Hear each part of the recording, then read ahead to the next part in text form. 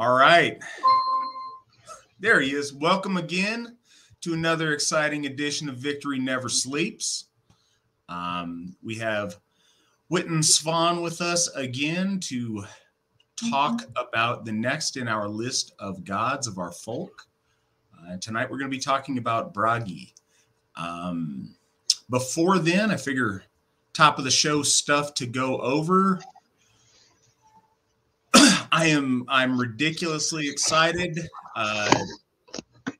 I'm flying out tomorrow night and then this Friday evening and spending the day Saturday at Sigerheim. This will be my first time actually putting boots on the ground there, and I'm so excited to be there and to see it and to share that with so many of our members that decided to come out for it. It's going to be a really nice weekend. We're going to get a real firm idea of that property line, and we're going to start dreaming and planning where we want our Hof to go. The Hof that's going at Sigerheim is Tiershof. I'm going to figure out where that fits and kind of plan some Tetris with some buildings and planning where we want our great hall and figuring out where that's going to fit and how that's going to look. And I don't know, there's just so many things we've been excited about and dreaming about. It'll be great to get out there and get a good feel for the place. So I'm excited for that. Also coming up, if you guys can do it, in White Springs, Florida at Njordshof. At the beginning of next month, we are having Njordshof's first national event. That's going to be Charming to the Plow. And we're pretty excited about that. If you haven't gotten a chance to see it, Njordshof is our newest Hof, and the folks down there have put a lot of love into it. They're got an exciting event planned, and it's going to be fantastic. And that's an awesome time of year to go down to Florida. It's not miserably hot and humid in February. It should be really nice. So I'm looking forward to that. Also, that's going to be the first time in years that I've gotten my wife and my daughter out to these events outside of our area. So that'll be really great to show her off. And Florida is her home turf. So it'll be nice to get her there and get my daughter to meet her grandmother and spend some time there. As a little factoid, White Springs was the town that Mandy did her very first AFA moot she was ever at, was hosted by our law speaker, and it was hosted in White Springs. If you know people that want to, I don't know, that you think would benefit or you think would enjoy this program, please make sure they know that on Fridays, these episodes get uploaded onto Spotify and can be listened to as a podcast. You can always go back and check out this video on our YouTube channel after the fact. And folks that want to tune in live, we are live on Odyssey, Entropy, Twitter, YouTube, and VK. So a lot of different ways for people to find us. Without further ado, I should mention, if you're on the Entropy, you can leave us tips or you can participate in the super chat. If you send us something, your question or comment will get right to the front of the line. And yes, Fawn,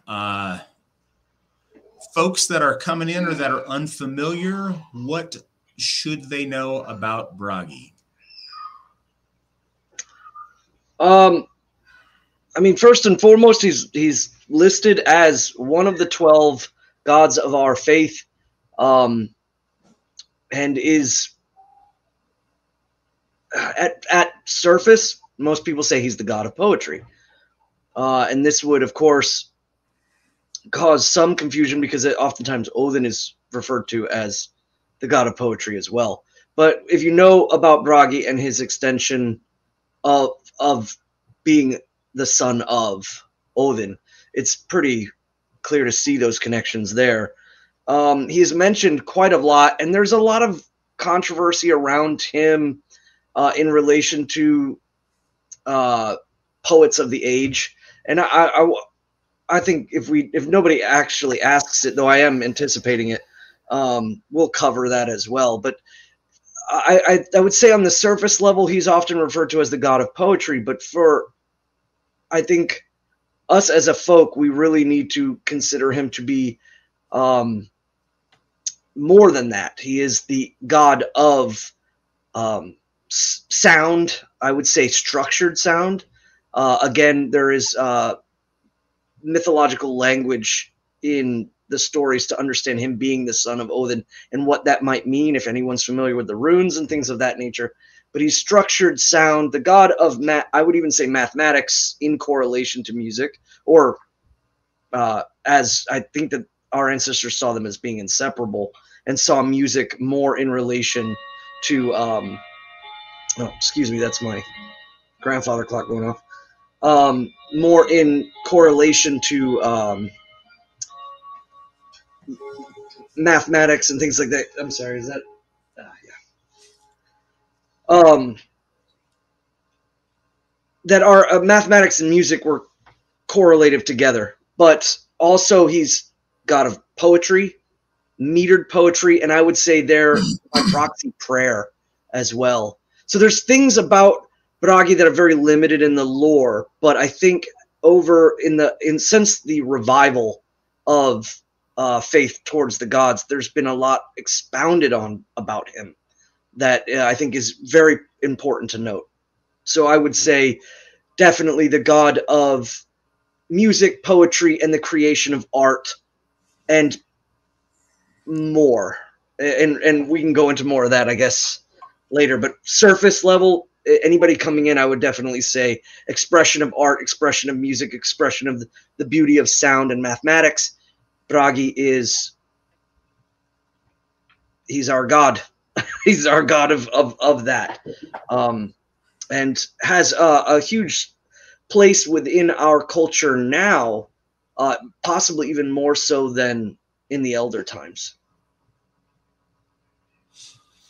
All right. Well, I think a great place to start, and I don't think we've done this enough on this series, and I want to start from here on out. And if anybody has questions, we're happy to go back over other gods we've already spoken and do this as well.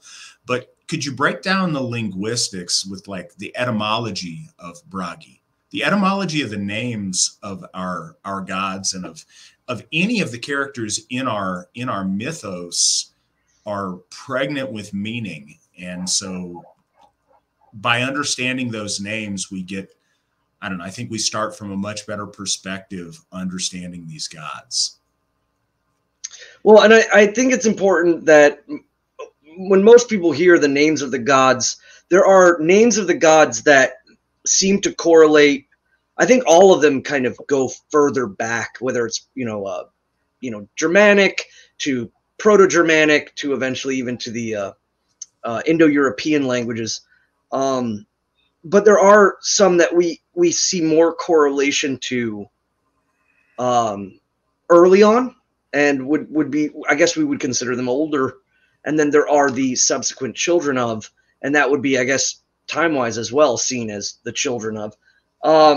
But Bragi is an interesting one.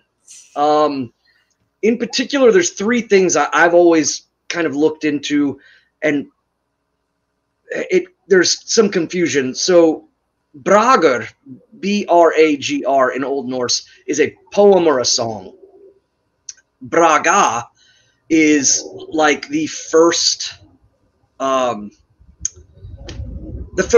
or the first cut, or the first good thing that is given off. Kind of like if we were, who gets the first cut off of a piece of meat, or it's the first offering in a way. And so that has caused a lot of confusion. Also, too, there is another meaning for Braga to mean a glinting or a shimmering of light. And so that has caused a great amount of confusion.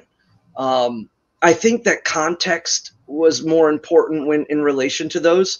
And so eliminating the flash or the glint of light from the Old Norse, I think we would look mainly at the two. The first cut, or the first given, or the first gift, or the highest and renowned gift, and then also to the poem. And how those two meanings, even though they may not have been related in the elder times, I think that's the beauty of our mythological language, is sometimes putting some things together have created a correlated magic that I think the gods knew was going to happen. And that is in particular with the poem and the use of what we call the Bragaful, the what it's used now and today in modern and in the revival of Asatru, and what it was to our ancestors back then. The correlation might not have been that high, but it has become, or it has birthed itself well in our culture to become synonymous, even though it might not have been by our ancestors. So I would say Bragar is a poem or song. It means to be wise in meter, to be wise in speech, clever in speech, and to stir the hearts of men. You know, in my looking into it, as far as the etymology, you know, certainly we come up with no idea what that sound was. Oh, was that more of the jets flying over your house, Svan? All right. Yep, the Jets are out tonight. So anyways, as I was saying, when I was looking into it, certainly the reference to poetry, and I think that's solid. But the other one, Svan, I don't know if this is because of your strong roots in Icelandic or not. When I was looking it up, I was getting first and foremost, not so much in the sense of an offering, but in the sense of like best of, highest ranking of stuff. And it sounds like that probably comes from a similar root. But there was one word related to kingship that had a Braga prefix, as if it made him first amongst the nobles or something. Yeah, I especially in relation to the royalty, because I think it also relates to the firstborn son who might take up the kingship. So therefore, it was like the first to receive, as well as the first that is given and the first to receive. I think was kind of used. So I have no idea if linguistically, in the way back, like, you know, perhaps not even in the Old Norse, but in the Indo-European, I don't know if oftentimes when some of these things sound very similar, they'll have a similar root and they will split to mean different things down the line. I mentioned that last week about the word guest and host originally being one word in the Indo-European, and it's splitting over time. And it'd be cool if that was the case here. Scholars don't, I'm not making a statement that it is for sure, but I think both of those do honor and add dignity to our understanding of Bragi. So I think that the combination of those is a fortuitous and nice coincidence, if it is, or a working of weird, perhaps. One thing that you have brought up a few times now in discussing Bragi, and this certainly correlates in ways with his father, the importance of speech, the importance of language. And I have some, but I don't know. Do you have any thoughts that you want to share with folks about the magical potency of verbal expression? Yeah, I would liken speech and the power of speech as it is the power, I think, that Bragi in his domain, but poetry and song are kind of like a disciplined speech. So you have someone who is a natural born or may have the inspiration. Maybe they weren't natural born, but suddenly it dropped into them, and their expression becomes something that emanates power, that changes people's minds, changes people's hearts, does all kinds of things. So I think that when we talk about Bragi being the god of poetry, it's kind of like saying that's disciplined speech. And in context to the time, you know, the disciplined speech had a very high ranking power in our ancestral time. And I would say even up until the, maybe even the 50s. And then poetry kind of started to disseminate down out of our culture into different forms. But yeah, speech itself is powerful. We know this. It survives in pop culture with every grand speech before the charge or whatever that might be. And it may seem cliche now if we put it in that context, but that's actually just reflecting of how important speech is and how the expression of a moment before passing through a threshold, or we still do it speeches at graduations and other things. These things are seen as deeply important, and they need to transfer some grand message. Oftentimes, if they don't, they're seen as, that was kind of. But when it hits home, when someone speaks about something of great importance, it strikes true to the heart, drives people to tears, and even to ecstatic levels of laughter and just elation. Usually, is I think the best form that you can see most often, or people can identify with when they hear a speech, and they're just absolutely elated by what is being said. By the end, they're almost floating.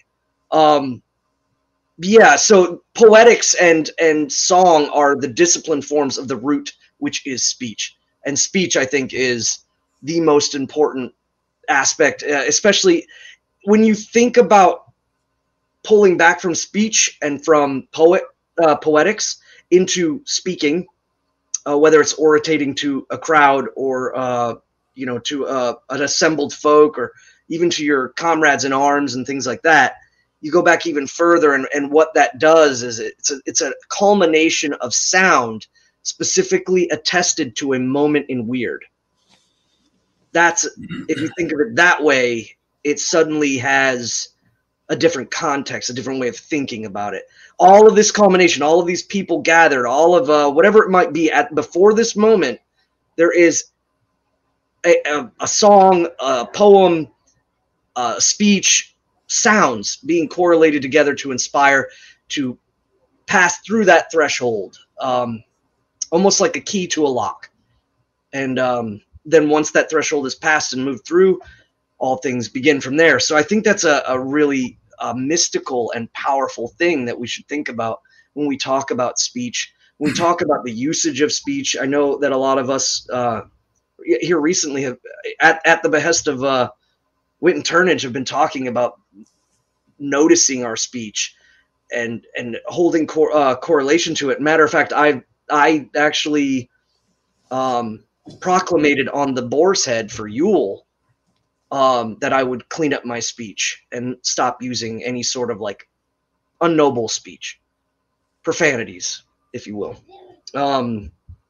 And so I think it's very important that understanding where the rubber meets the road about speech and about the power of speech is in the domain of Bragi. I'd like to add this, and after this we can get into some of the questions, but speaking or singing is in and of itself a profoundly magical act. If you think about it, and you can, there are other ways to enact this, but on a very fundamental level, speaking, I'm sorry, I'm a little bit out of order trying to think of this in my head, how to present it, but magic, operative magic that you are intending to do into the world, specifically male-oriented magic, is the idea of working your will, of willful, like having your will penetrate reality and make change. And the first step in doing that so often is taking a concept or an idea that's in your head and having the courage or the willpower to speak it out loud. And, some of you, certainly I run into this. Some of you may run into this as well, where you can have some really cool plans that sound great in your head, but there's a fear and an apprehension of saying them out loud. Because once you say them out loud, it's out there and it's real, and you have to deal with the consequence of it. If you express your intention to do something, you can one of these days in your head all day long, but when you speak it, especially with, like, that's why it took me as long as I did to bring up Sigerheim. That's an intimidating in its scope thing. And I wanted to make very sure we were ready to commit to it, because I don't want to be that guy that says something and then doesn't follow through and back words with action. So there's something magical about speaking that intent, because it takes something internal and it makes it external. It puts it out there. It puts it on the field. It lays it out on the table. It makes it, now it's a real thing. Now it exists. Now people can have comment on it, or can, think one way or another of it. You commit to things. And we see this in the culture of our ancestors, specifically in hall culture. And I think hall culture is where you see a lot of Bragi's gravitas, because those speeches made at Sumble or over the feast, to where you're standing up and you're saying something and there's weight to what you say. You're making an oath or an agreement with your lord or with one of your fellow warriors. You're calling somebody out and making an accusation.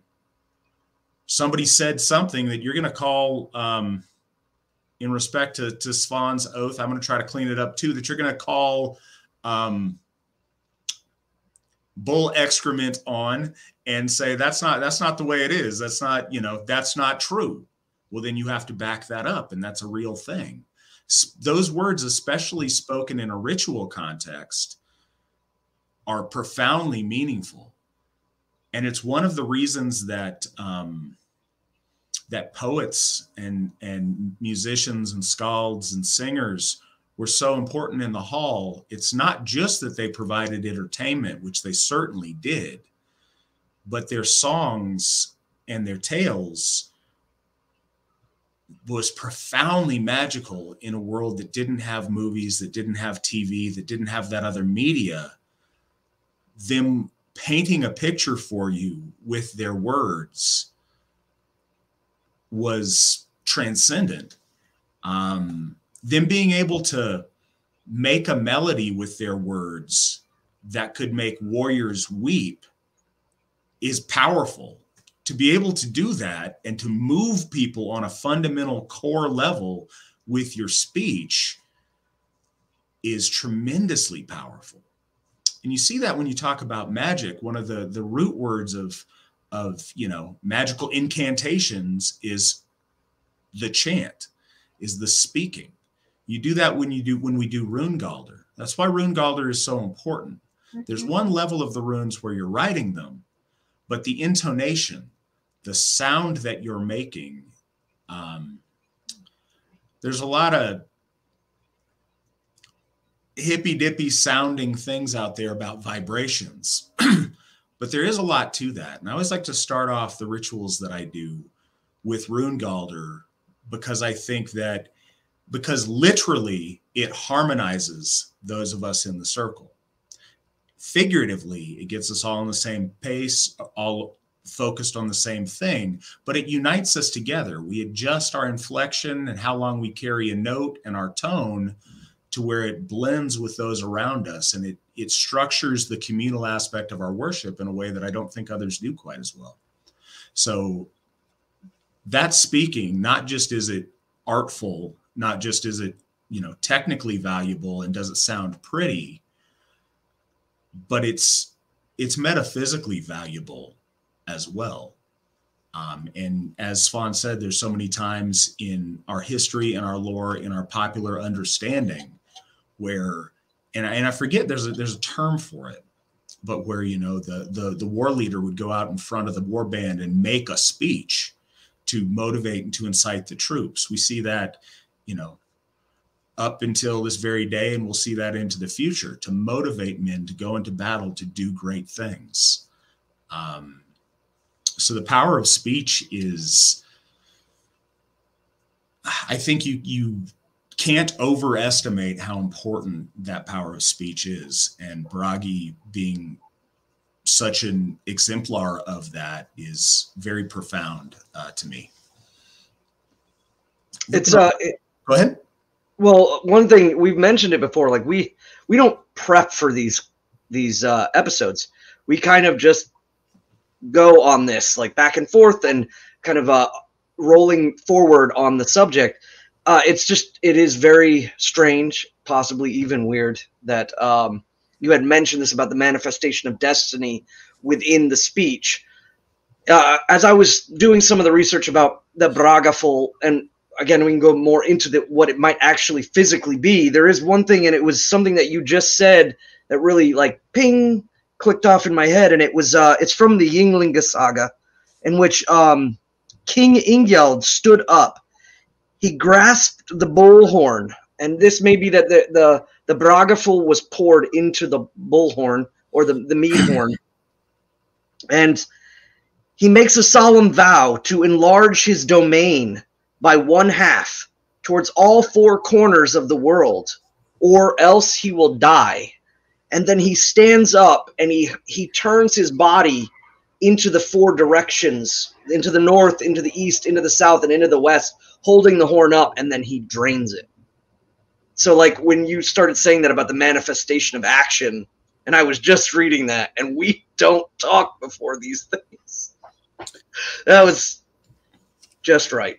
Well, it makes me, and that's the thing, saying that out loud, making that toast, the burden for you to follow through is extremely heavy.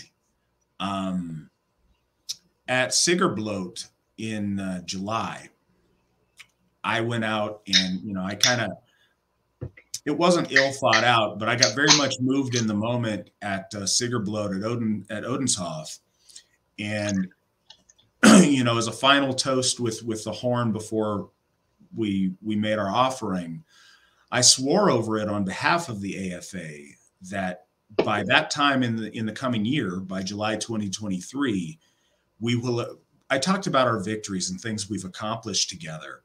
And I swore before the gods that we will make them prouder. We will accomplish more. We will be more victorious 1 year from today than we are today. And I swore that over the horn, in the circle, in front of the gods. And as soon as I did, I was very impressed with the weight of, and you can ask Svan, I immediately went to the wit and I said, hey guys, help me come through on this one, because I mean those things. And I'll say this, one way to strategize that is to just never overpromise, never put too much out there, and you can call it safe. But our gods favor the hero. And to do that, you have to step out of your comfort zone, and you have to take some risks with the things you achieve. And then you have to back it up with your last ounce of blood, sweat, and tears that you have to make it good. And when you do, we're all made better for it. Somebody makes an oath like, I'll brush my teeth tonight. Yay, we score a point because I did it. That's not the point. You oath to do big things. It's not worth speaking or acknowledging if you're oathing to do something mundane that anyone could do. The hero stands up and makes an oath to do something heroic. And that, as much as anything else, spurs men on to help him accomplish that thing.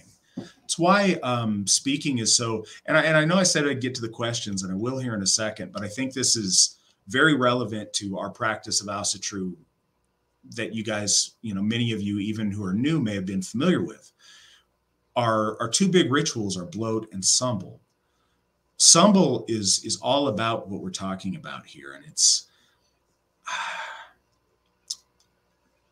the third round of sumble is a round that folks, it's the appropriate time to make oaths, but I'm a big stickler, and in the AFA we're big sticklers on getting those oaths okayed so you run it by somebody before you speak it, because in that ritual context we're all sharing in that. And so if you make a promise we have no confidence you can keep, we don't want to, by continuing to drink with you, assent to that and bear responsibility for it. In the inverse, if we do back you and we do have faith in your carrying through on your oath, then we're all made better by witnessing it and, you know, helping you get there. If that is accomplished, we all benefit from being in your presence when that oath was made. So we take it very, very seriously. And it's one of the reasons, there's many reasons we would take Sambal very seriously, but specifically what you say over the horn matters. And we have a special person in a position there to call you out if you speak poorly over the horn, and to negate what you said, to correct your behavior, to eject you if necessary, to preserve that we're saying the right things over the horn. And so that's fundamental. It's even referenced to that Bragi is the Thuler of the gods. That he's the word itself is kind of tossed around because it kind of badmintons between Old English and Old Norse, but Thulur or in Old English or Anglo-Saxon, I believe it's still pronounced the same, except it doesn't have the R end, so it's just Thula, but there's a Y, so it may be Thila. I'm not 100% sure on that. So the Y is the same that's in Sambal, though. So I think the Y just makes that U sound. The Thulur or Thulla. Yeah, the idea of the warden of speech. That's really what it is. He's guarding over the sanctity of the moment, and anybody who treads close to breaking that sanctity has to deal with the Thulur. And the Thulur is the wise man who sits, and just like you said, that's a sacred moment. I think that is one thing for sure that Bragi, I think culturally in our faith, is one of his presiding things in our culture is the ceremony, the ritual of Sambal. Absolutely. Had something else, but the thought has escaped me. I might interject. Sorry. I reserve the right to interject at a later time. But start with some of y'all's questions tonight. Tim says, I think we can all agree the Celtic gods are cousins to our pantheon. Besides the obvious, the harp, could you compare and contrast the Dagda and Bragi for us? Thanks. I'd like to stipulate, I don't think a lot of us, I think that we can say the Celts are cousins to the Germanics, but I think the relationship between our gods is much closer than it being cousins. I think they're different understandings of the same divine forces. Svan, what do you have to say about the relationship between the Dagda and Bragi? Well, I would also, just to extend a little bit on what you said, like when we look at the tripartite of our faith, we look at the tripartite of the Gaulish people, or the Gaulish pantheon, the Hellenic pantheon, the Slavic pantheon. We see these tripartites, the Etruscans, all the way down even to the Luwians and the Hittites. And even by extension to the Vedics, all the way across. So yes, absolutely. I think we're even more than cousins, that there is an overlap or an overlay or an understanding that culturally or linguistically the names might be different, but the gods themselves may not. But that's a whole thing, and I'm just referencing that to T. Dumas. I think that, I mean, yes, Dagda has the harp. The harp, I believe it's called Unlaid. I'm gonna butcher that, but I'm just kind of going off the top of my head. So, and that it says that it can inspire men and control them, I think is what it was.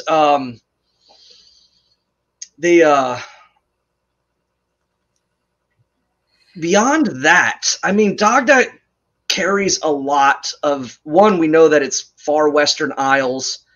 There has been a lot of evolution of the gods as far as it, after conversion. There was a lot of things that were going on as far as the way they were placed. He's been referenced as a warrior, a father-like figure. He's even referenced as a druid. One thing I would say is a lot of people kind of correlate him, I think, more to Odin. But again, that's speculative because there are other connections that he has in relation to like agriculture and things of that nature.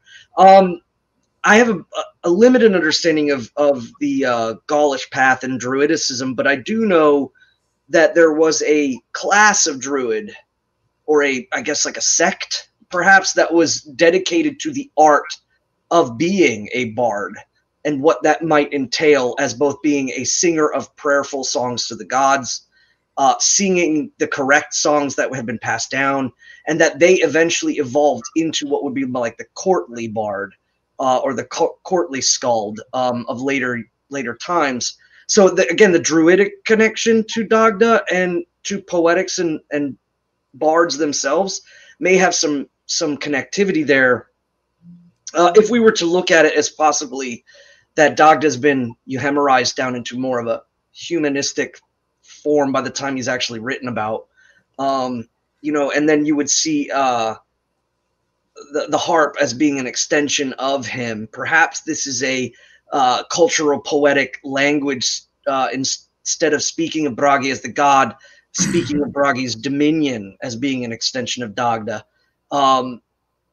That correlative sense is what I'm saying. Is a lot of times in other cultures, especially after Christianization, I would say even the gods, some of the gods themselves are placed into items, whether they're swords or goblets or shields or helmets or harps. And so where in our family tree of Arianism, we would see this god as named such because we might not have had the same effect as far as Christianization goes. But in other branches of for our Aryan brothers and their religions, they may have actually been broken down into even extensions by hand in the form of items.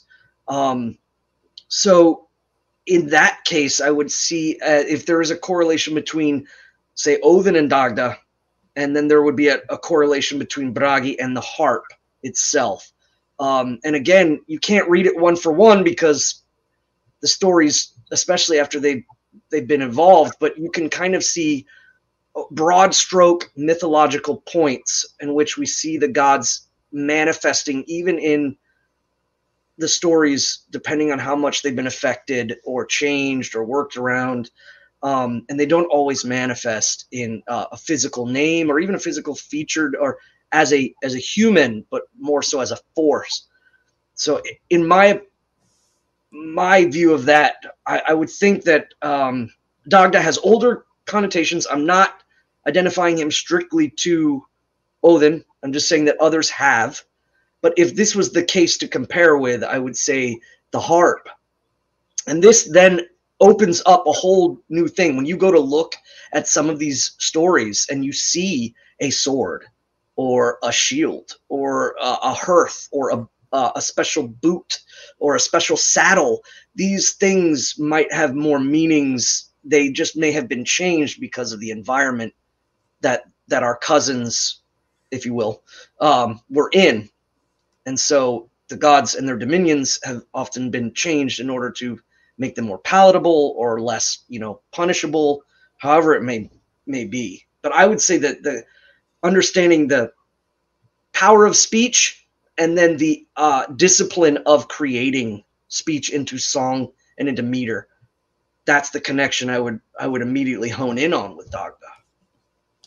And I want to throw this out there as well.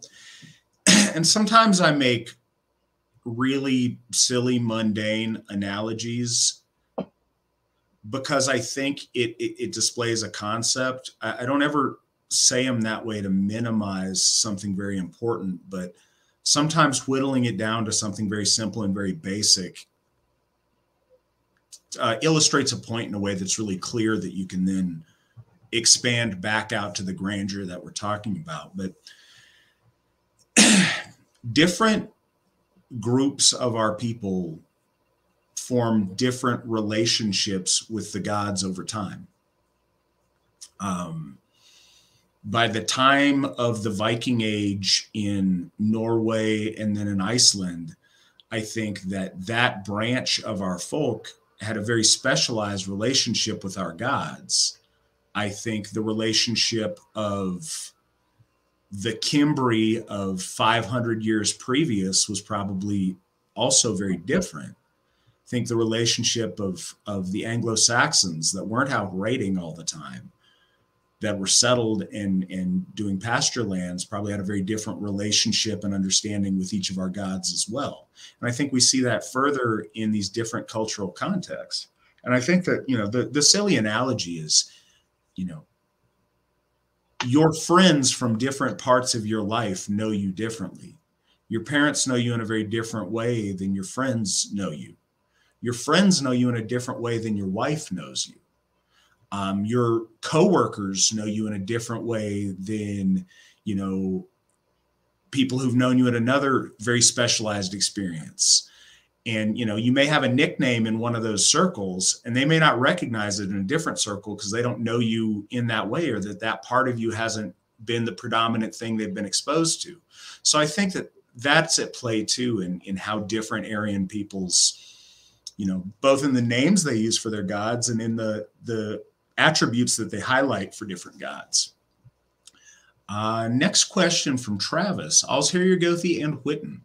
What 2 books would you suggest I direct new folk new to our lore and faith? Hail Victory. Svan, what 2 books do you advise that he should tell brand new people to make sure to check out?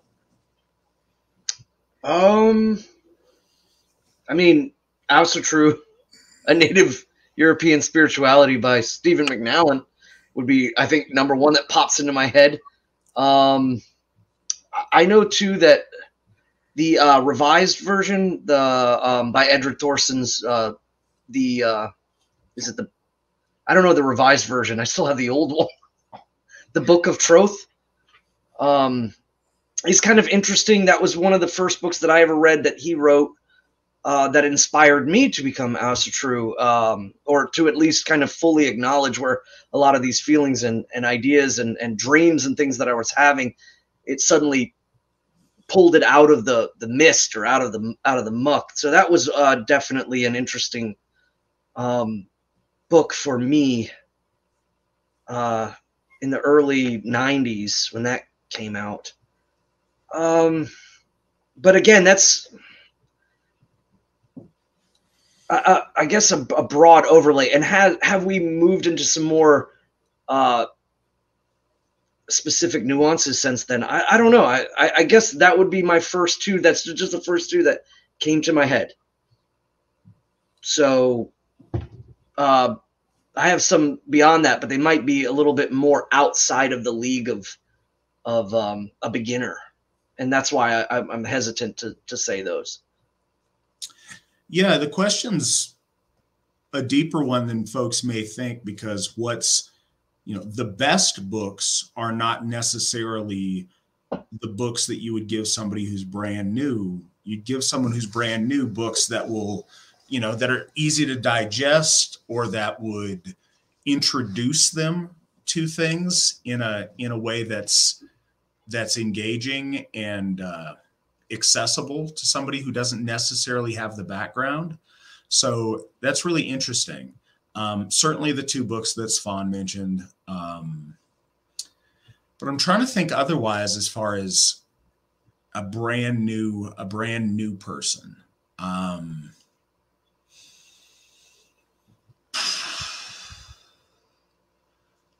It's tempting to mention the Eddas because that's where we draw so much of our lore from, but they're very confusing if you don't have a good foundation before you understand them. Certainly not all of them, but many parts of them are.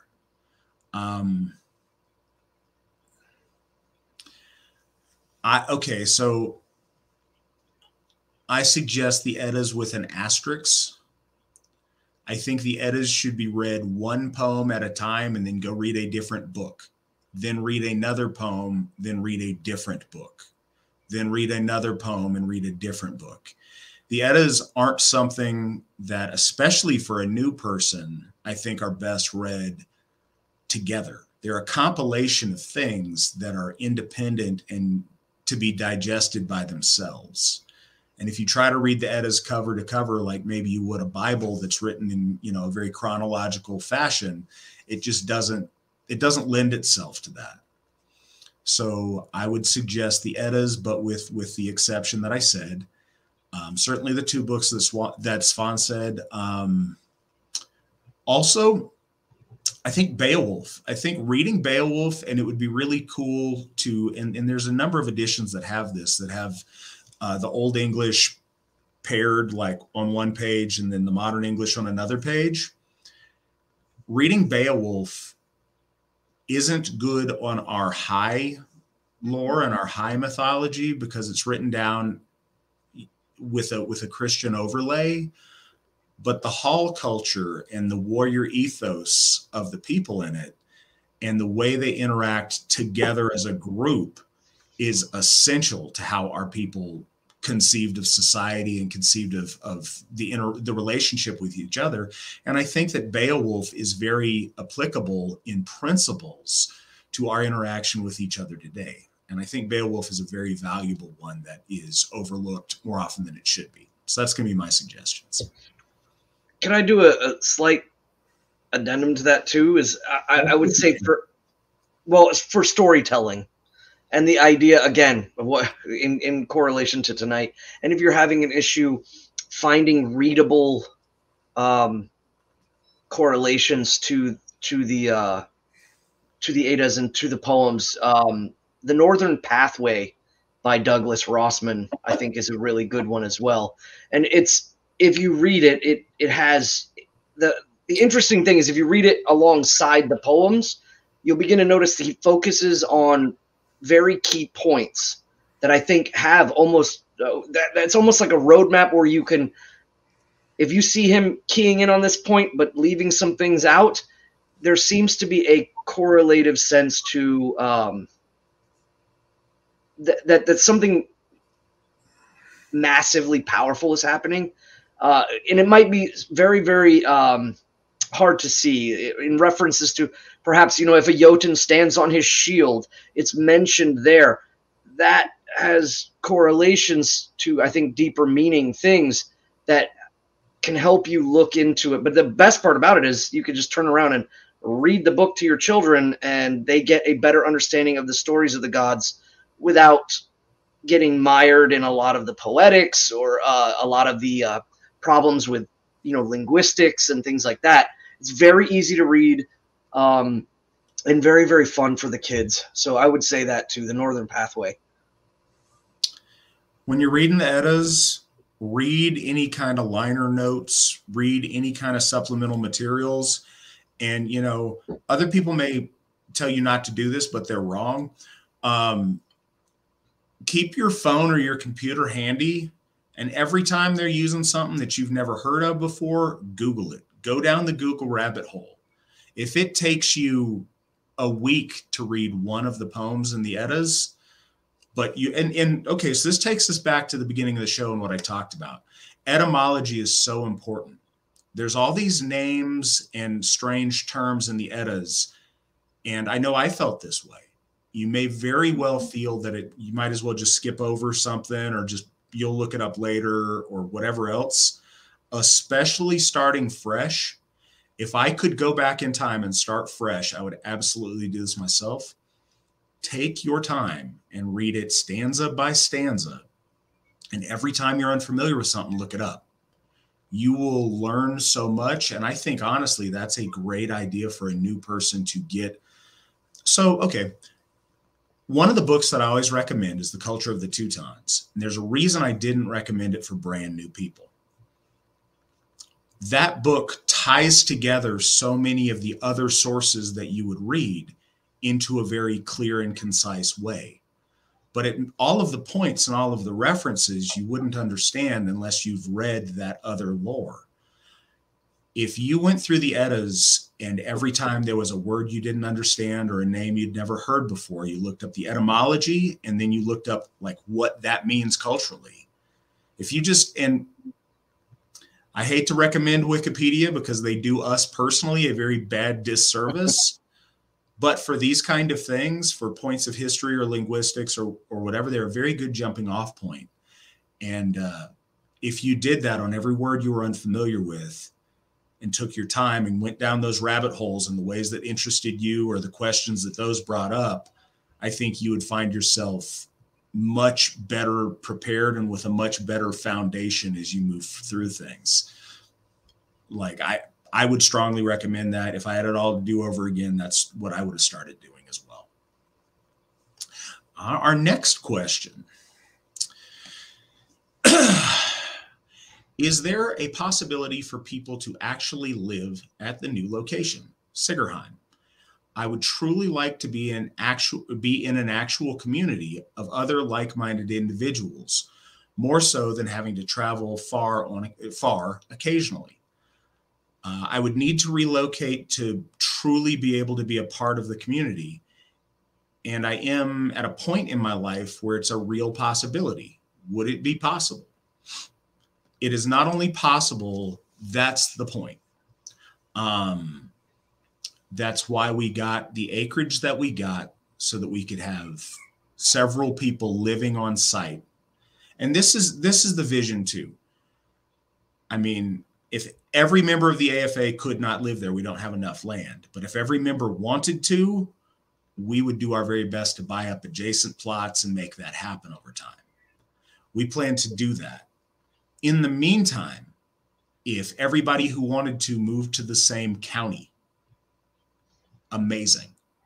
Moved within the same couple of towns close by, even better. And folks that actually want to move on to Sigerheim itself, yes, that is the dream. That is the idea. That is what we've planned for. Your statement about community could not be more true. And that's why we're doing this, is for folks to live in a Asatru community with people who share their values, who share their faith, and who can work together to make our dreams come true together. That's the vision. That is the beauty. That's what we want. And if you're interested in being a part of that, please reach out on the side, talk to your folk builder. They can get you set up on figuring it out. And yes, we're actively, that is the plan. That is the dream. And it sounds like you are on board with what we want to see on that.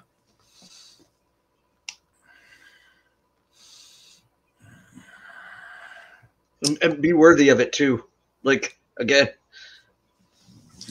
make sure you the mantle of it, the dream is real. It's now a realization that is incumbent upon every one of us that is involved in the dream that you have manifested, that we bring goodliness to it. So that's a point that I should make too. With intentional communities in the past, one of the problems is when you open the doors and say, come on down, whoever can do it, let's go there. People who have been successful and have productive roles in their community and roots in their communities, that have been successful with a job that they've been a career that they've been very successful with, those kind of people, it's very difficult for them to pick up and move. There's a lot of marginal people. There's some people that just find themselves at that right window in their life that it's the right time for them. There's other people that are willing to make whatever sacrifices to go there and to make that happen. And then there's lots of people that don't have anything else going on. And, my couch is as good as their parents' couch. And those are the people that we want to kind of steer away from. Those people can come visit, absolutely. But the people that we want to live there are going to be folks that are going to be expected to contribute and make sure that they're doing their part for the AFA, for Sigerheim, for Tiershoff that will be there, and for making all those things work. And that means a special level of dedication financially to the AFA. It means a special level of dedication in all of your other resources as far as helping out with other people that need help.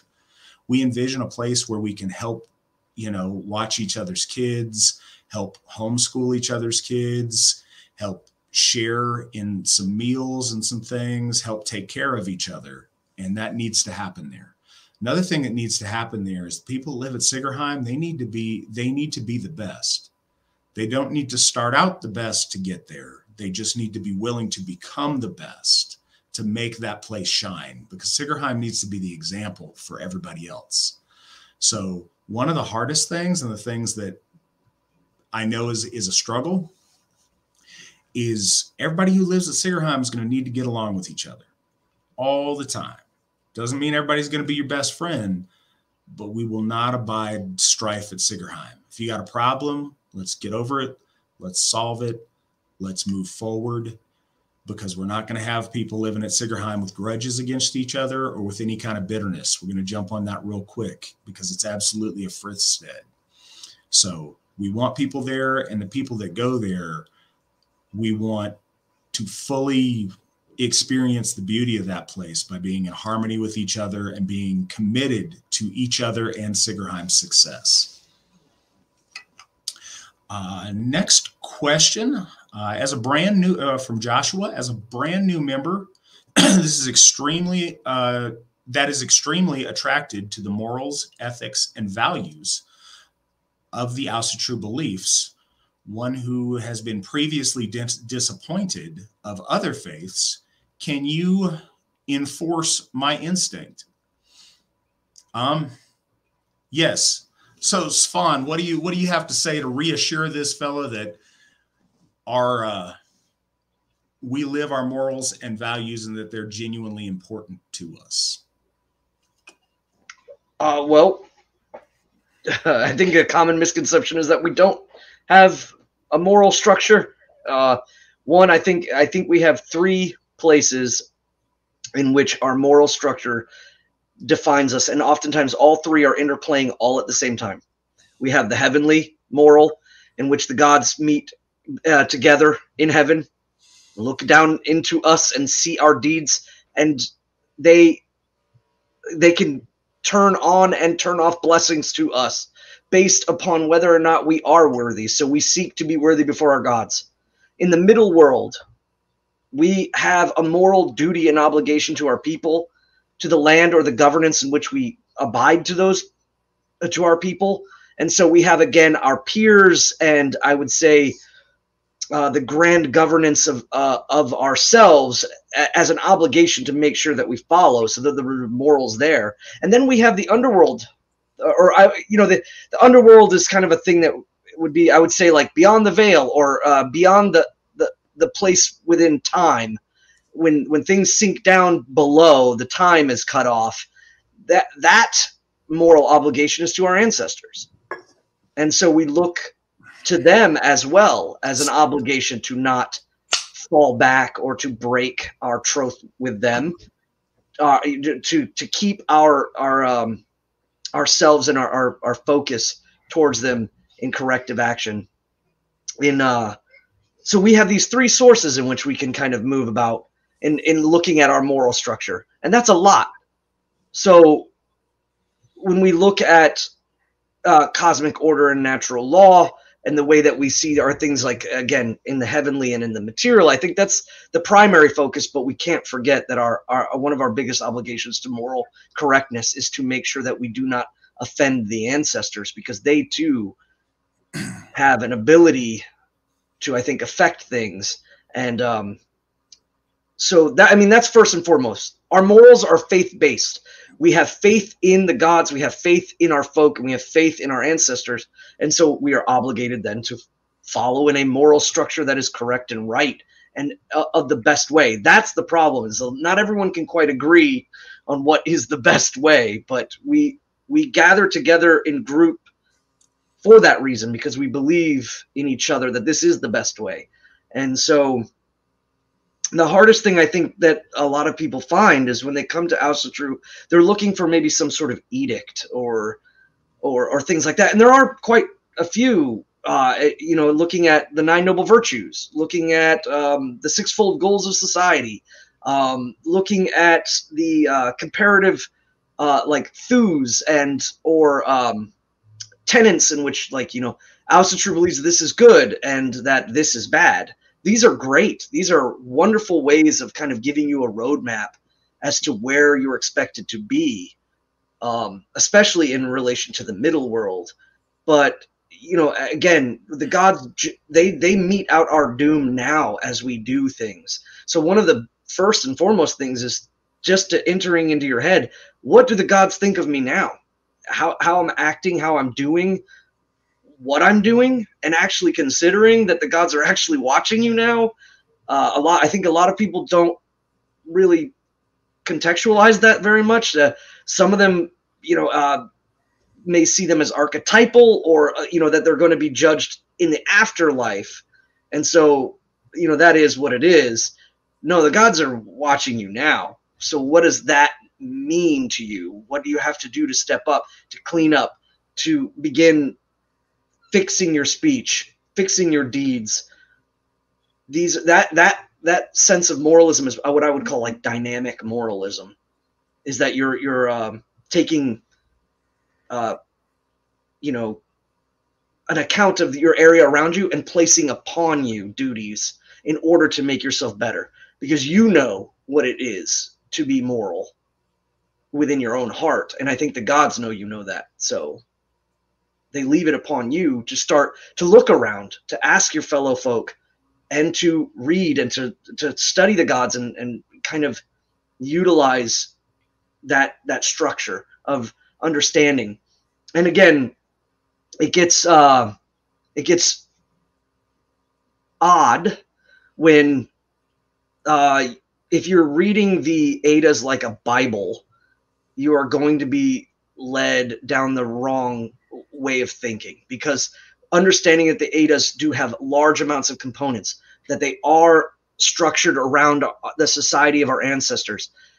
Understanding that is good, and then reading that is good, but also understanding what would have, say, perhaps moralistic or even entertainment value in the poem towards our ancestors, it may be slightly different now.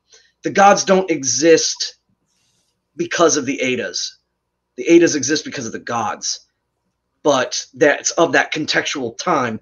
We are now revitalizing our relationship with the gods. They have been there.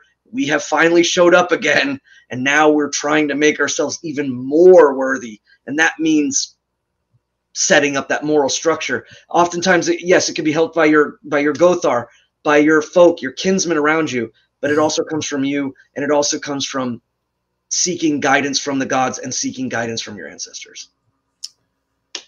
Keeping it real. So one of the things that I think is very important, and Svan mentioned this, but I want to reiterate, is the idea of realism.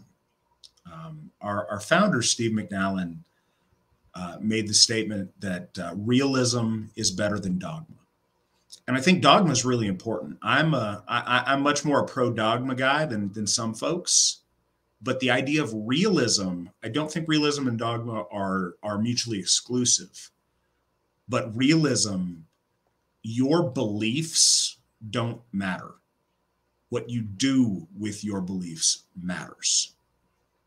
It's important that we understand Asatru is most often incorrectly translated to mean belief in the Aesir. It doesn't mean belief in the Aesir at all. It means troth with the Aesir. It means loyalty. It means remaining true to the Aesir. And that's very different. You can believe in many things and then act contrary to that. Your actions define you. And as Svan said, we're accountable to the gods. The gods judge us. We are not saved by faith. We are saved by works, by what we do. Our ancestors, they look at us and they judge us. Are we worthy of them? Are they proud of us? Are they ashamed of us? That matters. And if all of that is too metaphysical, one of the biggest parts of Asatru is the community and your reputation. Now, as I've said, your reputation transcends this existence, is seen by the gods, known by the gods, and known by the dead. But it's also known by the people next to you and by your community. We don't believe in not judging people. We judge people constantly. And I hope people judge me constantly. I hope that they are kind in their judgment.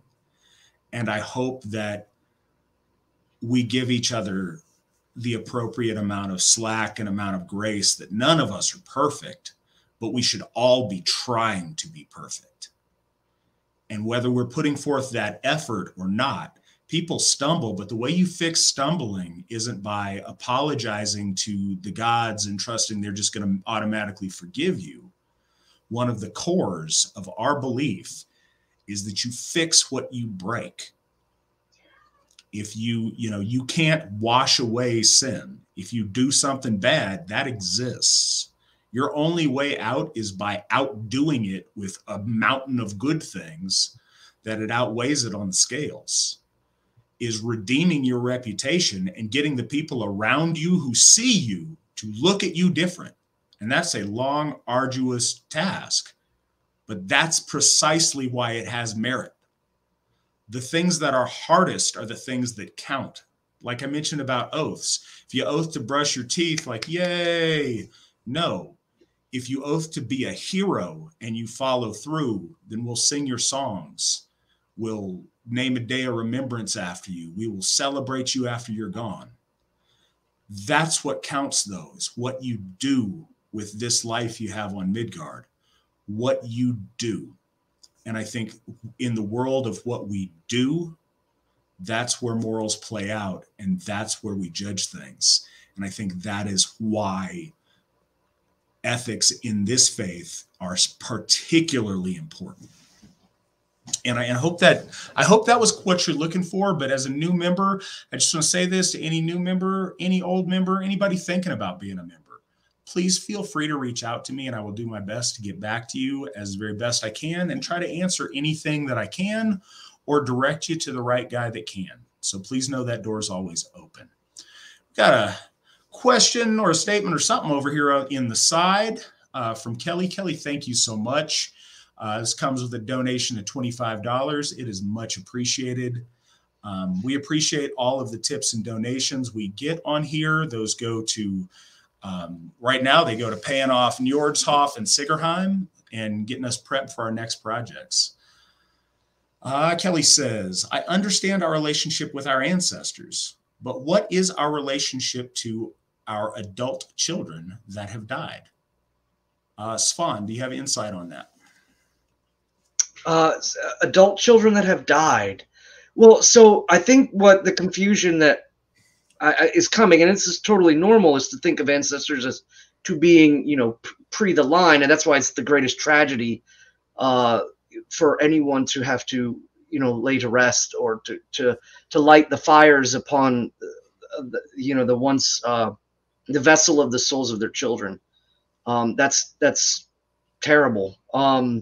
But they are, I guess, the ancestors. They are ancestors. They are.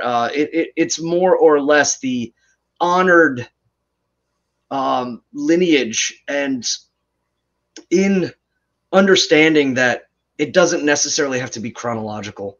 And it deeply saddens me to say that, but it is the truth. Is that it does happen sometimes, and when they are reunited with that.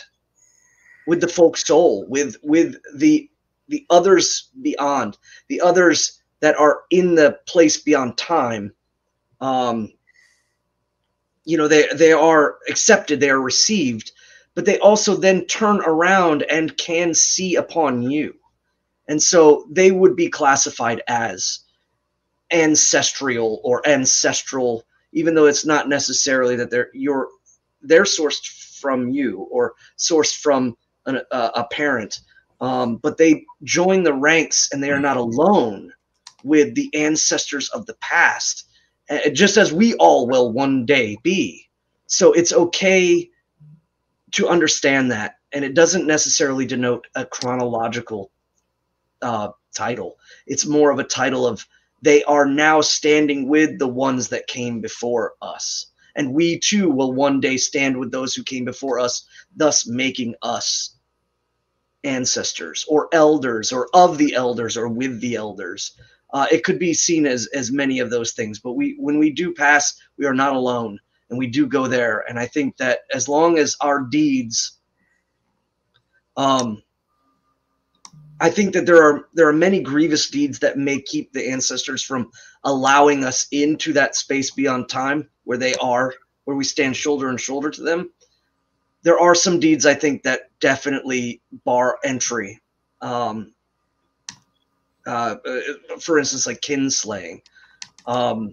But there are many other things I think in which the ancestors understand, again, that we are not perfect, but we try to strive to not be barred from that place. That we strive to do great deeds because we don't want to be held at the gate. We don't want to be stopped, and we want to be able to reunite with the core, with the central of us. And so, you know, praying to the ancestors for the passage of folks, and to asking them please to accept them, please, you know, hope in their understanding of things that they do accept. And if they have done great deeds, you know, then there's usually no doubt. And I would say speak highly of them in every way you can. That's the one thing you should be doing right now while you're living, is to make sure that when you do join shoulder to shoulder with those who came before us, there are people here speaking your praises even after you're gone. There's the chance there of exaltation after, you know, even after, by deed. So act in accordance. I'm not saying do it only to be spoken highly of. I'm saying do things so that when you are gone, those are the things that people remember. Those are the things that are high and full of good deed, that help the community, that help your folk, that help your family. That's the thing. So speak of them often, remember them often, and act accordingly, because we all too will one day stand shoulder to shoulder with those who came before us, unless the gods see it fit otherwise. Kelly, I'm assuming that by you asking that question, that is something you've experienced. If that's the case, I am very, very sorry to hear that.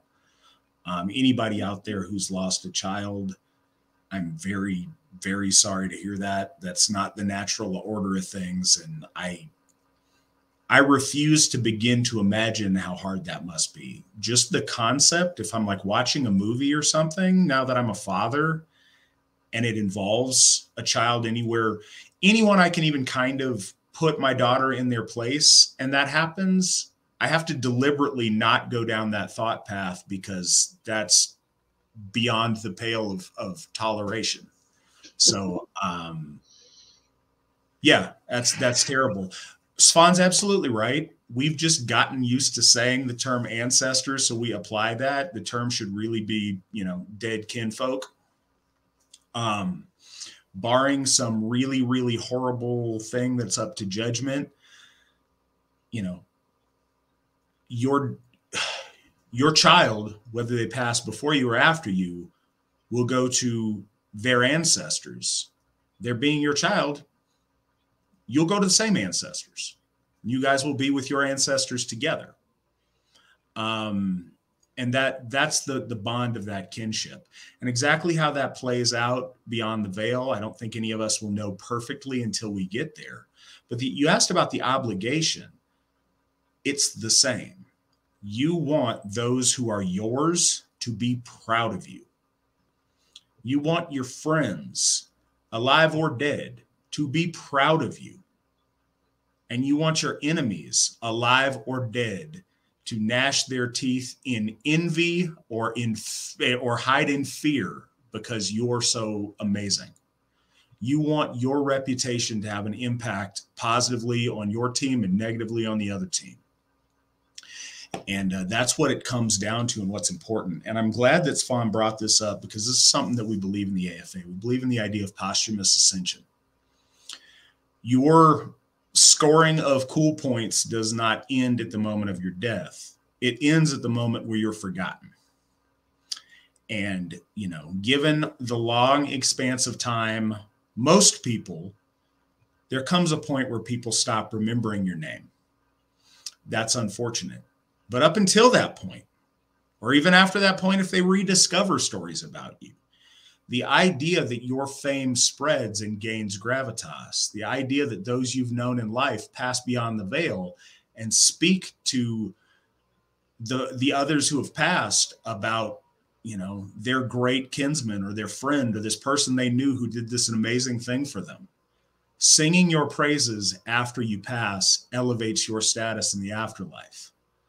And that's why it's so important when we're doing Sumbul, not just to mention my dad, Hale, but mention their name, speak their name aloud, and have the room full of people recite their name back with you in exaltation, where the gods and the ancestors hear. That's essential, and it's powerful.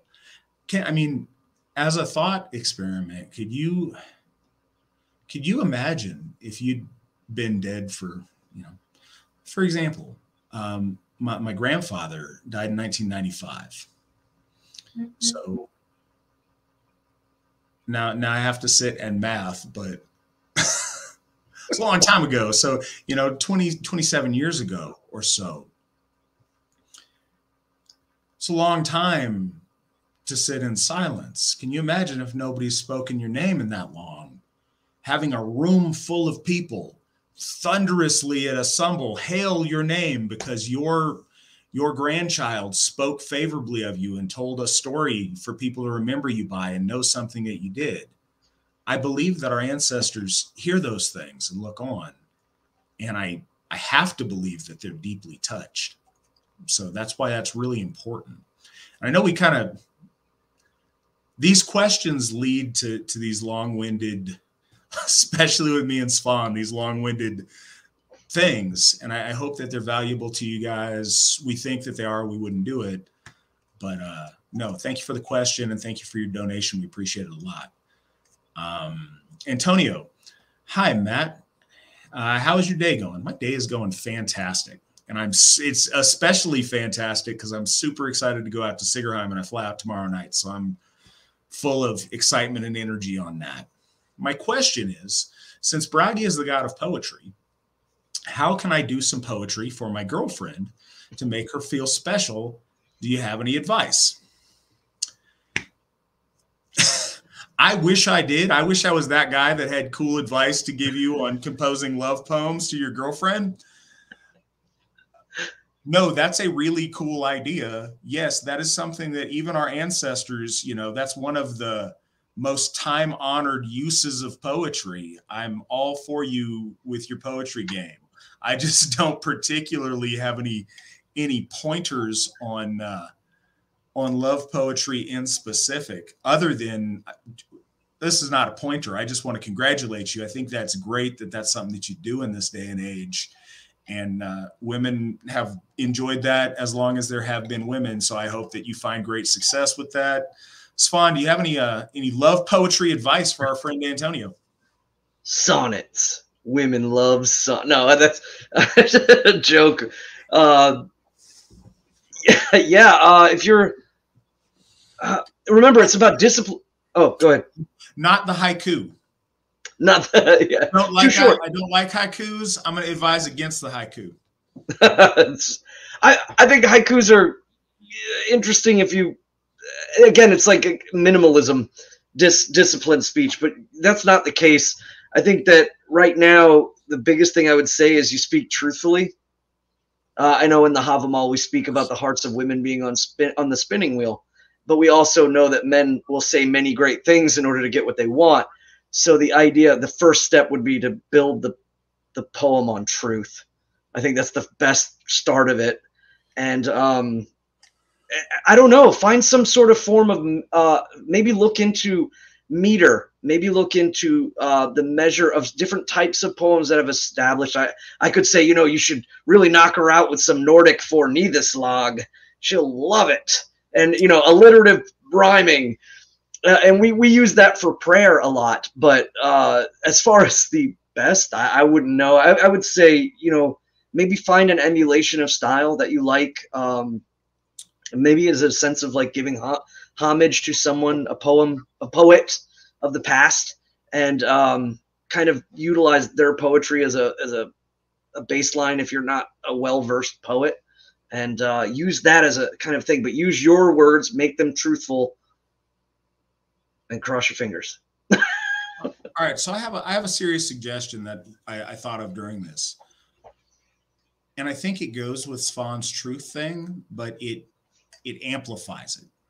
Find a meter that you can do at at a variable pace to where you can have intonation in your voice.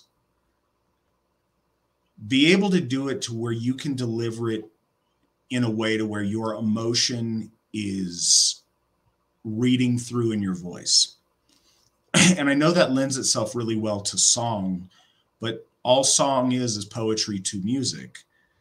You could do your poem lyrically, but even if you're just reciting it, do it in a way to where your tone conveys the emotion you want to get across. I would strongly, strongly suggest that. And I'd suggest making sure you're making eye contact when you're intoning powerful emotions into your poetry. And I think that's going to be really important. Random word on poetry, comic relief for a second, is Egil Saga. If you guys have not read it, you should. It's awesome. Egil Skallagrimsson is a amazing poet in a lot of different ways, and he does ridiculous antisocial things, and then he busts a verse. He breaks out of prison with poetry. He got drunk and vomited in a guy's face, and then he spake a verse.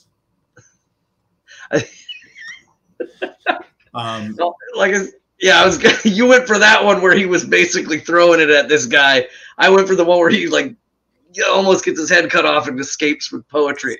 He's got many uses for the poem. So poetry is a magic that can be used in many occasions.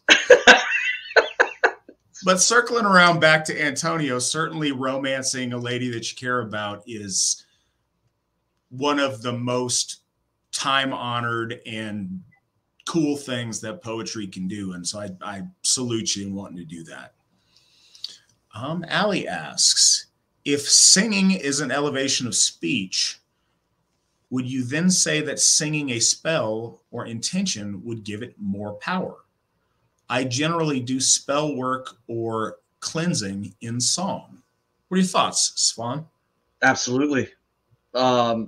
Most forms, even when we talk about Galder in multiple times, that word doesn't necessarily just denote to a singular sound. We have it as an understanding to be a primordial sound, but it could also build up to the idea of a song, the idea of a verse. I think that our ancestors did this very well when they were scything the fields. They would sing songs. Songs oftentimes in prayers to the earth in order for a fruitful harvest next year and a thankful for this year.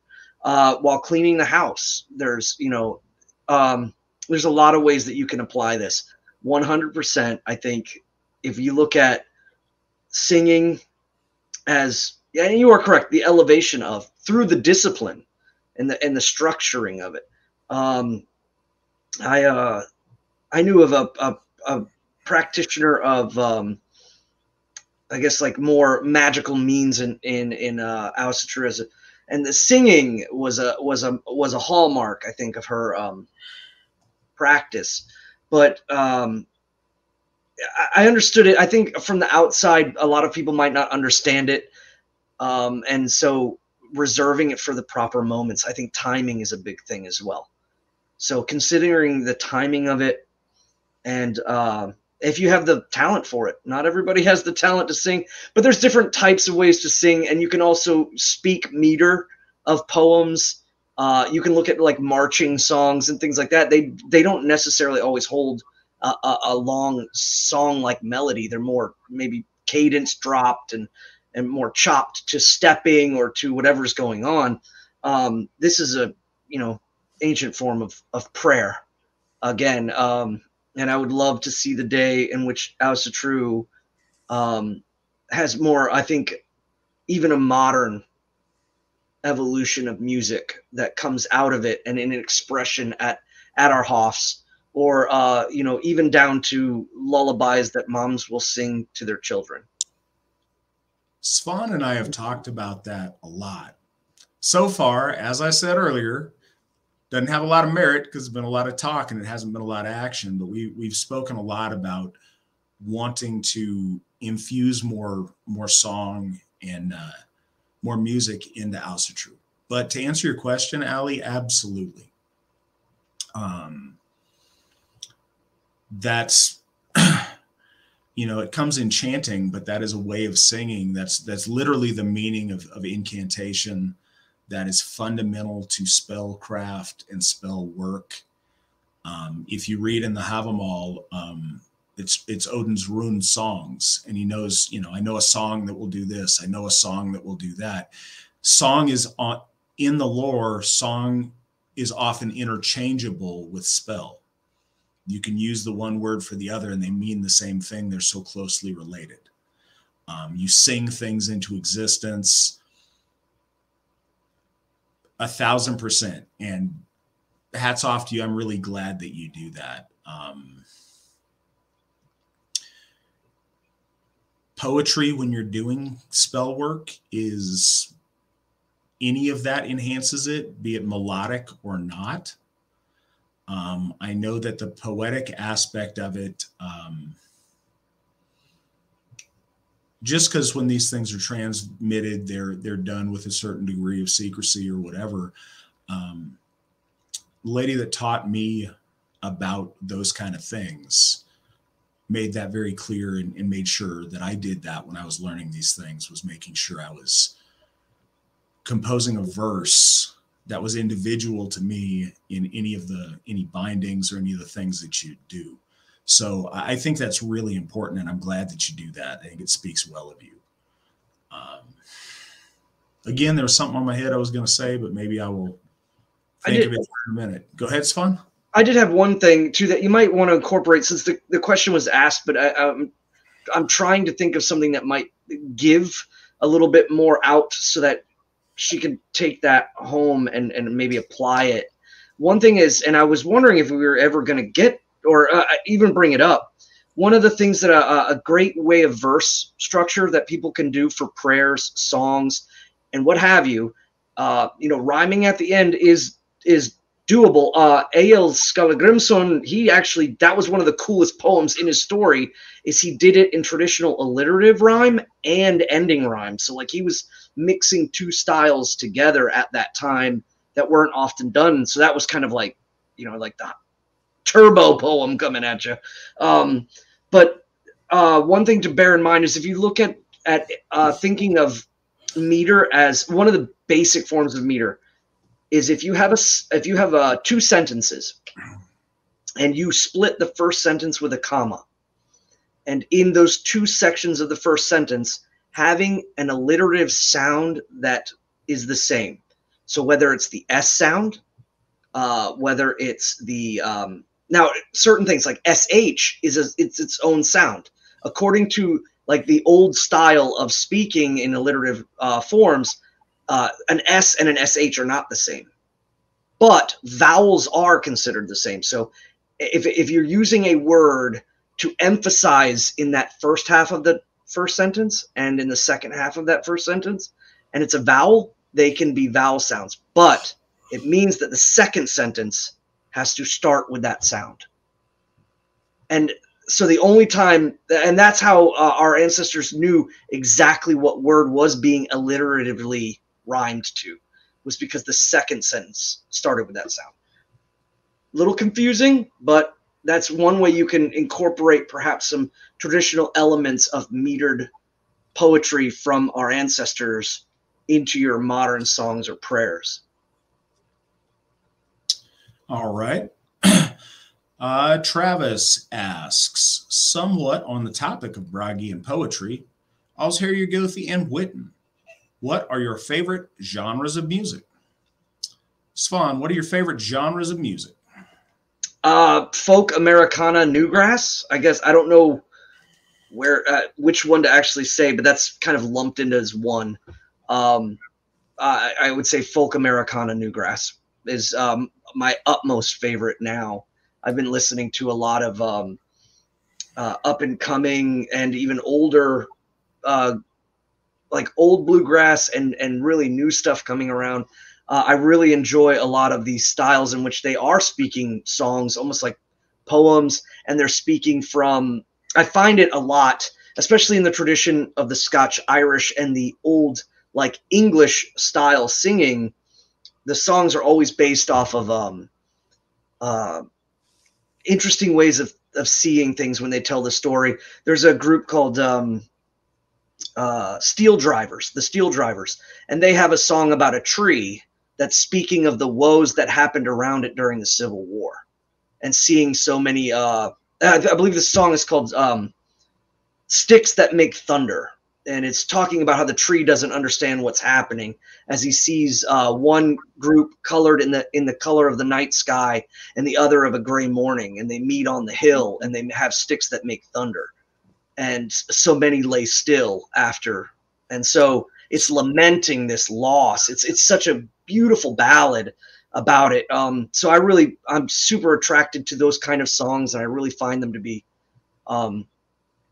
meaningful. I can really kind of just delve into them and step away, things like that. So that would be my favorite genre of music.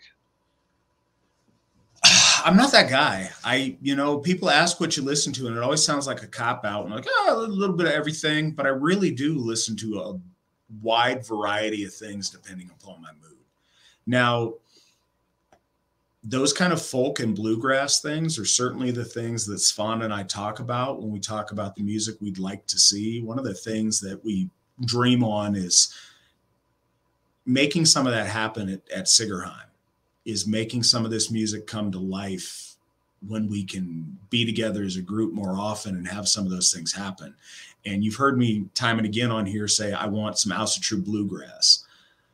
Bluegrass is awesome. Bluegrass with good vocals is so much better than bluegrass with terrible vocals, which is very common. And then bluegrass with good vocals that's not about Jesus that's hard to come by. All those things are awesome, but you know what? When I'm just trying to feel it, I like to listen to some Journey and some Heart. And I'll tell you this, I don't like to, Power metal. I'll listen to the 70s Heart, but the 90s or the 80s Heart with like the super extreme vocals, that's the stuff I love. That's powerful. And I realize it's probably not the most popular comment, but I'm gonna keep it real. That's what I listen to. That's what I would request. If I had a few more of these, that's what I might sing. So, there you go. Sarah asks, could you speak a little on the runes that were carved on Bragi's tongue? Svan, tell us about those runes. There is, to my knowledge, there is no specific mentioning of the exact runes. Matter of fact, I have this in my notes here. I was compiling a couple of things. Let me see if I can find it real quick. If I can't, then we'll move on. But the attestment to the runes being on his tongue are spoken of, but not specifically. And it is in a, I want to, the actual piece. Dang it, I knew this. Actually, I anticipated this, and then I moved on in my notes. I gotta go back. Let me see. Where was that? So, and I don't want to, to leave, space in this, but the usage of the specific runes. I think it's more important to understand what the mouth meant in relation to the runes, or more importantly, in relation to Bragi's father as the source and the power, the conduit to which the gods receive the runic power is through the sacrifice of Odin. His sacrifice and his ability to place himself into the center nexus of heaven and look down into the well, and seeing it by that fact, the other wells all the way down and the nexus of the roots, we suddenly, he's completely and wholly at one with all of creation, and seeing the building blocks of it through the form of sound. In his son, it is the mouth, the focal point in which the expression of those powers come to be. And that's why a lot of times I denote Bragi to mathematics as well as music, and the idea of speech and sound in tempo and in numeric value. Perhaps even to understand the spaces between the sounds is a better way I could explain it. Tempo is, of course, yeah, it's creating gaps within the sound. And I think that the runic message, or the idea of the power, the building blocks and the foundations of the creation of the universe that Odin sees, he retains, is now focused forward through his son and his speech. And so looking outside of like picturing Bragi as some, a poet and at the stage of the hall speaking to the Einherjar, we can see him that way for sure. But looking at it in a more I guess even hyper metaphysical aspect of understanding that the process that brought about Bragi and his creation is also him being now the focal point in which the runes kind of process into heaven, and by heaven through the well into the middle world in a lot of ways. I think that he's much like you would think of like a center tent post, where under a big tent everything kind of descends down from. That would be kind of like the laws of sound and mathematics spreading from a heavenly plane into the material plane. I think he's the like more or less like the result of the runic power in heaven being disseminated down into the material world through Bragi. If we're talking really big, hyper metaphysics of the gods, I've always associated that Bragi is that threshold in which that power that was received by his father is focused and then spreads down and into the well, and by that well into the middle world. Because that's a huge component to understanding the cosmology of the heavens. The well in heaven is that connection point to the middle, the material. And so the gods enact a lot of their will, or whether it's passive or directive, they do through that well, and it descends down into the middle world because the divine is up. And so I've often seen the meaning of the carving of the runes as being a focusing of the gift that his father sacrificed himself to attain. So that's what I've always correlated it with. And like I said, to my knowledge, there's no reference specifically of like individual runes. Correct me if I'm wrong. I know this is like one of those things where it's like, oh, look, I'm just looking for where I noted it down.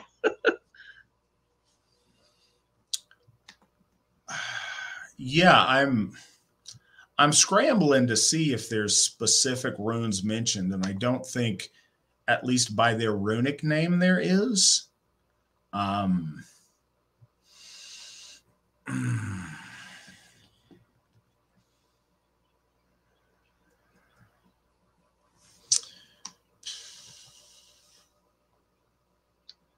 I cannot find it. I mean, so I know that in the Sigdrifamal, there's a list of stuff that once the runes were learned by the Allfather, he was supposed to write them on things. And he wrote them on all these different things. And Bragi's tongue is mentioned there. Yeah, most of the things are not as personal as that. They're of forces of nature. They're like on the claws of wolves and the paws of bears and on a horse's hoofs and on these like very elemental things, but also specifically upon the tongue of Bragi. And I think that, certainly that is the most literal of the speaking magic thing that we've talked about today. But yeah, and I think that throughout the, we'll probably be dipping here, and Svan's looking down at something, and we'll probably be dipping into little bits on the side here and there to see if we can find them, because sometimes your questions make us want to go back and re-examine or re-look at stuff that we might already have forgotten or have bypassed. Svan, did you find something? I saw that finger go up. Well, yeah, so that noting of, like, when you said the primordial forces, there's a couple of things, like it goes from, I would say, extremely lofty to then primordial, and then it speaks of Bragi's tongue and how they were also removed and given out, and that's what I was referring to in the middle world, because it specifically mentions that some were given to the Vanir, and the Vanir do source themselves in the middle world with the same as with the primordial forces of Jotunheim. So that's kind of what I was mentioning about the idea of focaling the runes and pressing them and disseminating them out. And they the runes are shaved off and mixed with mead and sent abroad.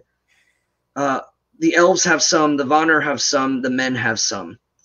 And that's, in mention of that. And that's the one I was talking about, because I don't think they specifically mentioned specific runes. And that causes a lot of issues. People, argue that the rune lots that Tacitus is speaking of don't mention, or he calls them the lots, aren't the runes, or that the runes might have had different uses and so on and so forth. It causes a lot of things. But here we clearly see the referencing to runes and magic, and their connection with birth runes and ale runes and healing runes and death runes.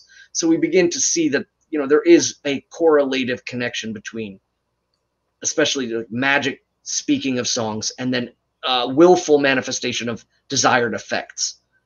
So that's interesting in and of itself. But again, hyper metaphysical, I've always taken it to be like Bragi's mouth is the focal point in which the gift from his father is then focused forward into the material world, and then is disseminated from there, going into the place of natural sourcing, natural law, going into the primordial chaos realm, and even into our realm, the material, the middle world.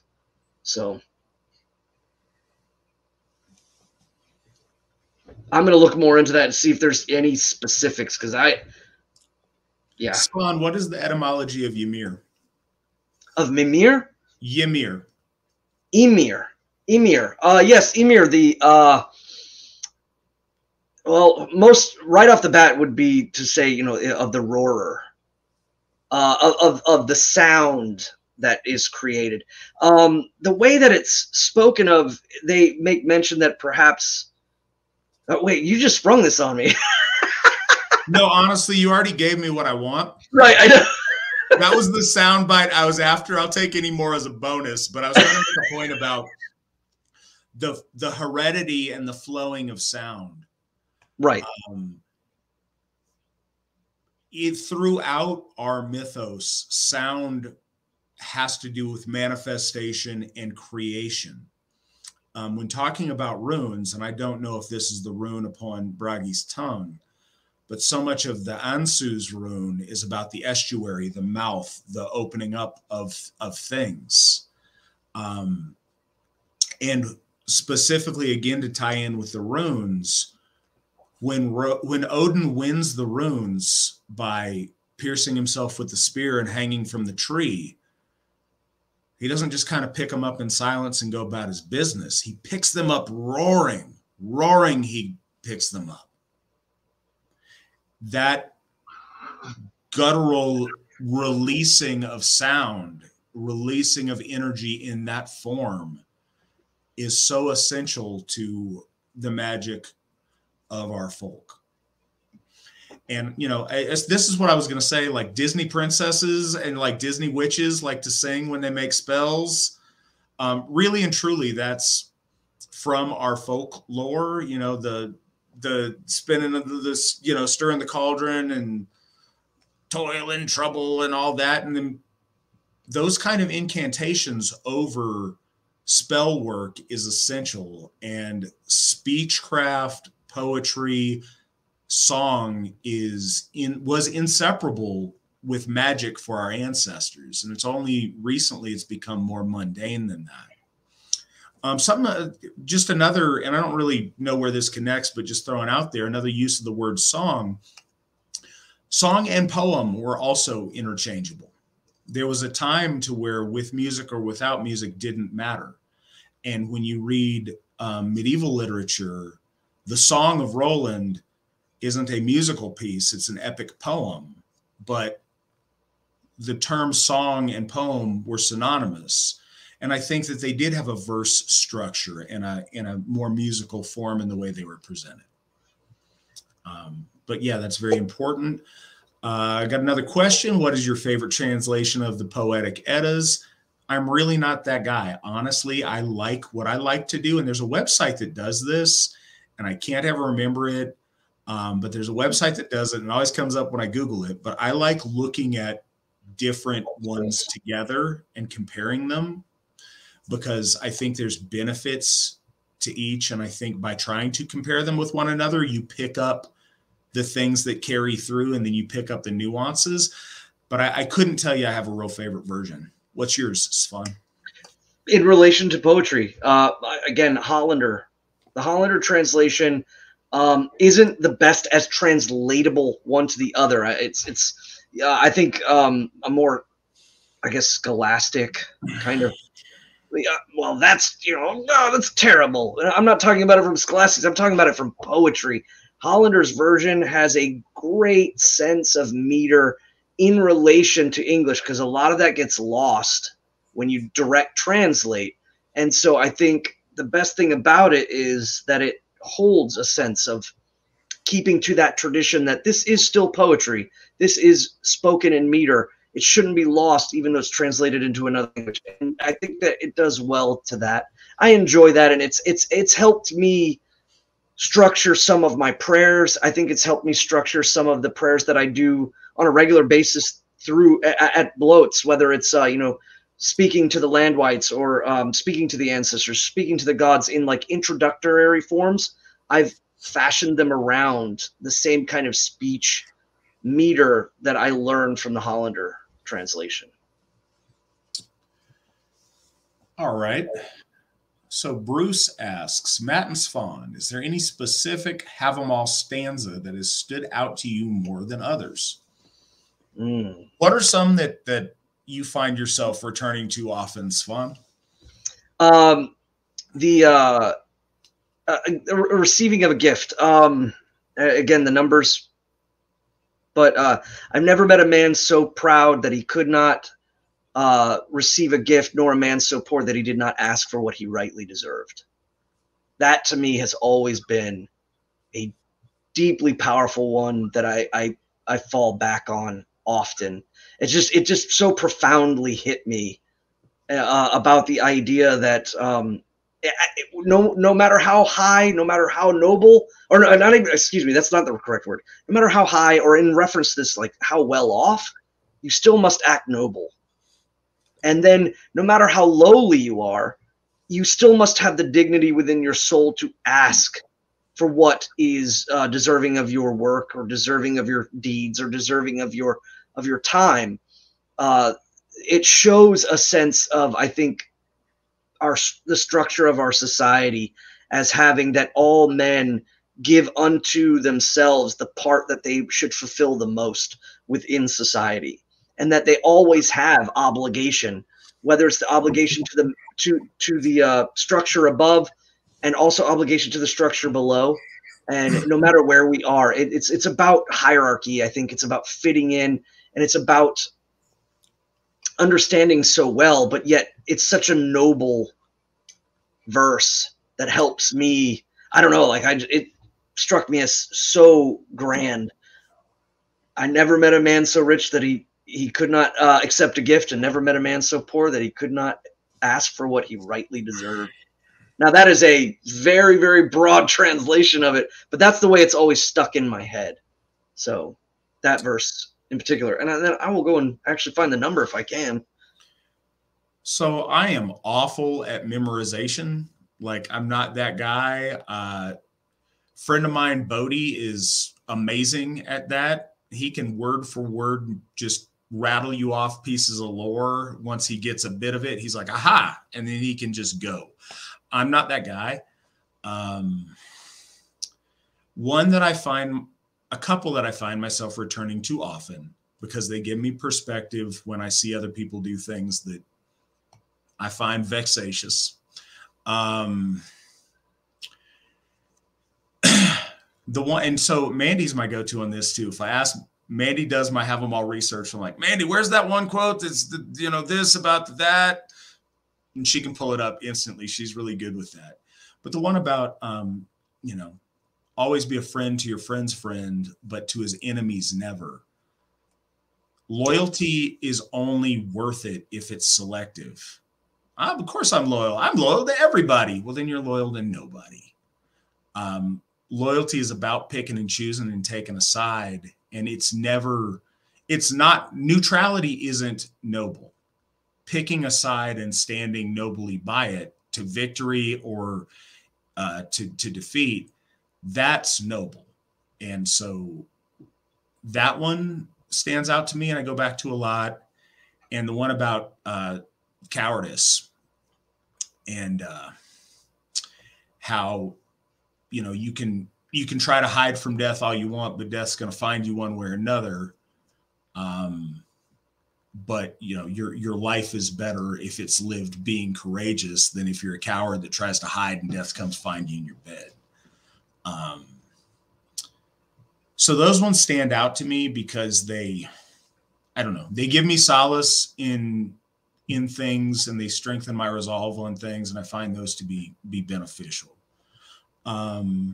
Travis, what grade level is the Asatru Academy at? Will all grades be covered in time? And what are the requirements to enroll our children? I'm really glad you asked that. One of the things that I've talked to Dean Stam, Rob Stam, who's the dean of our Asatru Academy, is ways to publicize this better and get stuff out there more. One of the victories that started after my oath and will hopefully be achieved by the end of there's every reason to be achieved by the end of my oath, is we will have passed the first class of AFA students through our kindergarten portion of our Asatru Academy course. We're over halfway through the school year and we've retained all of the kids we started with. And we've built a good relationship with them and their families. And as from what I'm being told, they're doing very well and the families are doing very well with it. 2022-23 school year is just kindergarten because it was our first one. And that's as far as we would be able to make it in the fall. So our commitment, I'm stumbling over my speech a lot now because I am trying to think about it and make sure that I'm clear. I know a lot goes on in my head. So by this fall, our commitment is to have first grade ready so that our kindergartners go into first grade. That will always be the case as this class of kindergartners progresses. And I think I did the math and it's class of 36. So we will at the very least have the next grade ready for each of these students by the time they get there. That's a promise. Now, bonus grades are what we want to do and what I think that we can do. Dean Stam has promised me not only first, but first and second by this fall.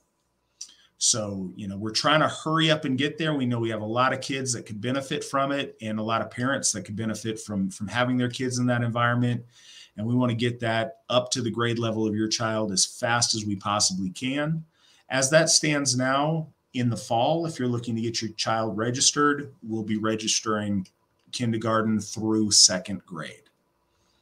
But we're very excited about that. That is one of that's something we've dreamed about and wanted for a very long time. I think it is so crucial.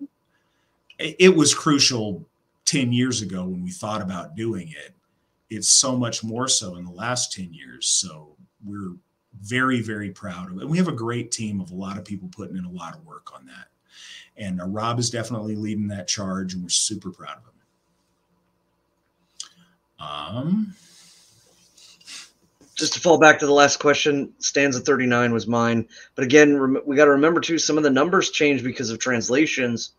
But the way it was written here, and I would just wanted to bring it up, was I have never found a man so bountiful or hospitable that he refused a present, nor of his property so liberal that he scorned recompense. That's that translation. But So, Svan, I'm going to go and take the lead on this first question here. Could you find the two of mine so we can read those and not my butchering of them for the good folks that listen to this this yes. broadcast? In the meantime, gentlemen, great stream. Will Sigerheim be an off-grid community with food production, garden, animals, etc.? No point not to be in the current times. Hail. I'm not sure if that's a juxtaposition or a following through with what's being said there, but to answer it, no, it's not going to be an off-grid situation. We don't have the space for as much of that as somebody who took that seriously as us, the community existing off-grid would be. And we have no desire to shun the modern convenience of things that allow us to do different stuff with our time. I know that a lot of our folk think that they're about that slopping the hogs at 4 a.m. life, but I'm not that guy. And I think a lot of us don't live that way. But what would be really nice is if we could do some hobby farming. Maybe some of us could have some animals and learn that skill. Maybe some of us could have a garden. I've often thought it'd be really cool to have some fruit trees. I think fruit trees would be awesome. I've never had that in my life. So I think that'd be neat. I would love for us to have a community garden, and we could even figure out maybe a community small, group of animals to deal with. The more we can do that, I think it's very cool. And I think it's a really important skill to have, but I don't think it's necessarily an industry that we all need to do.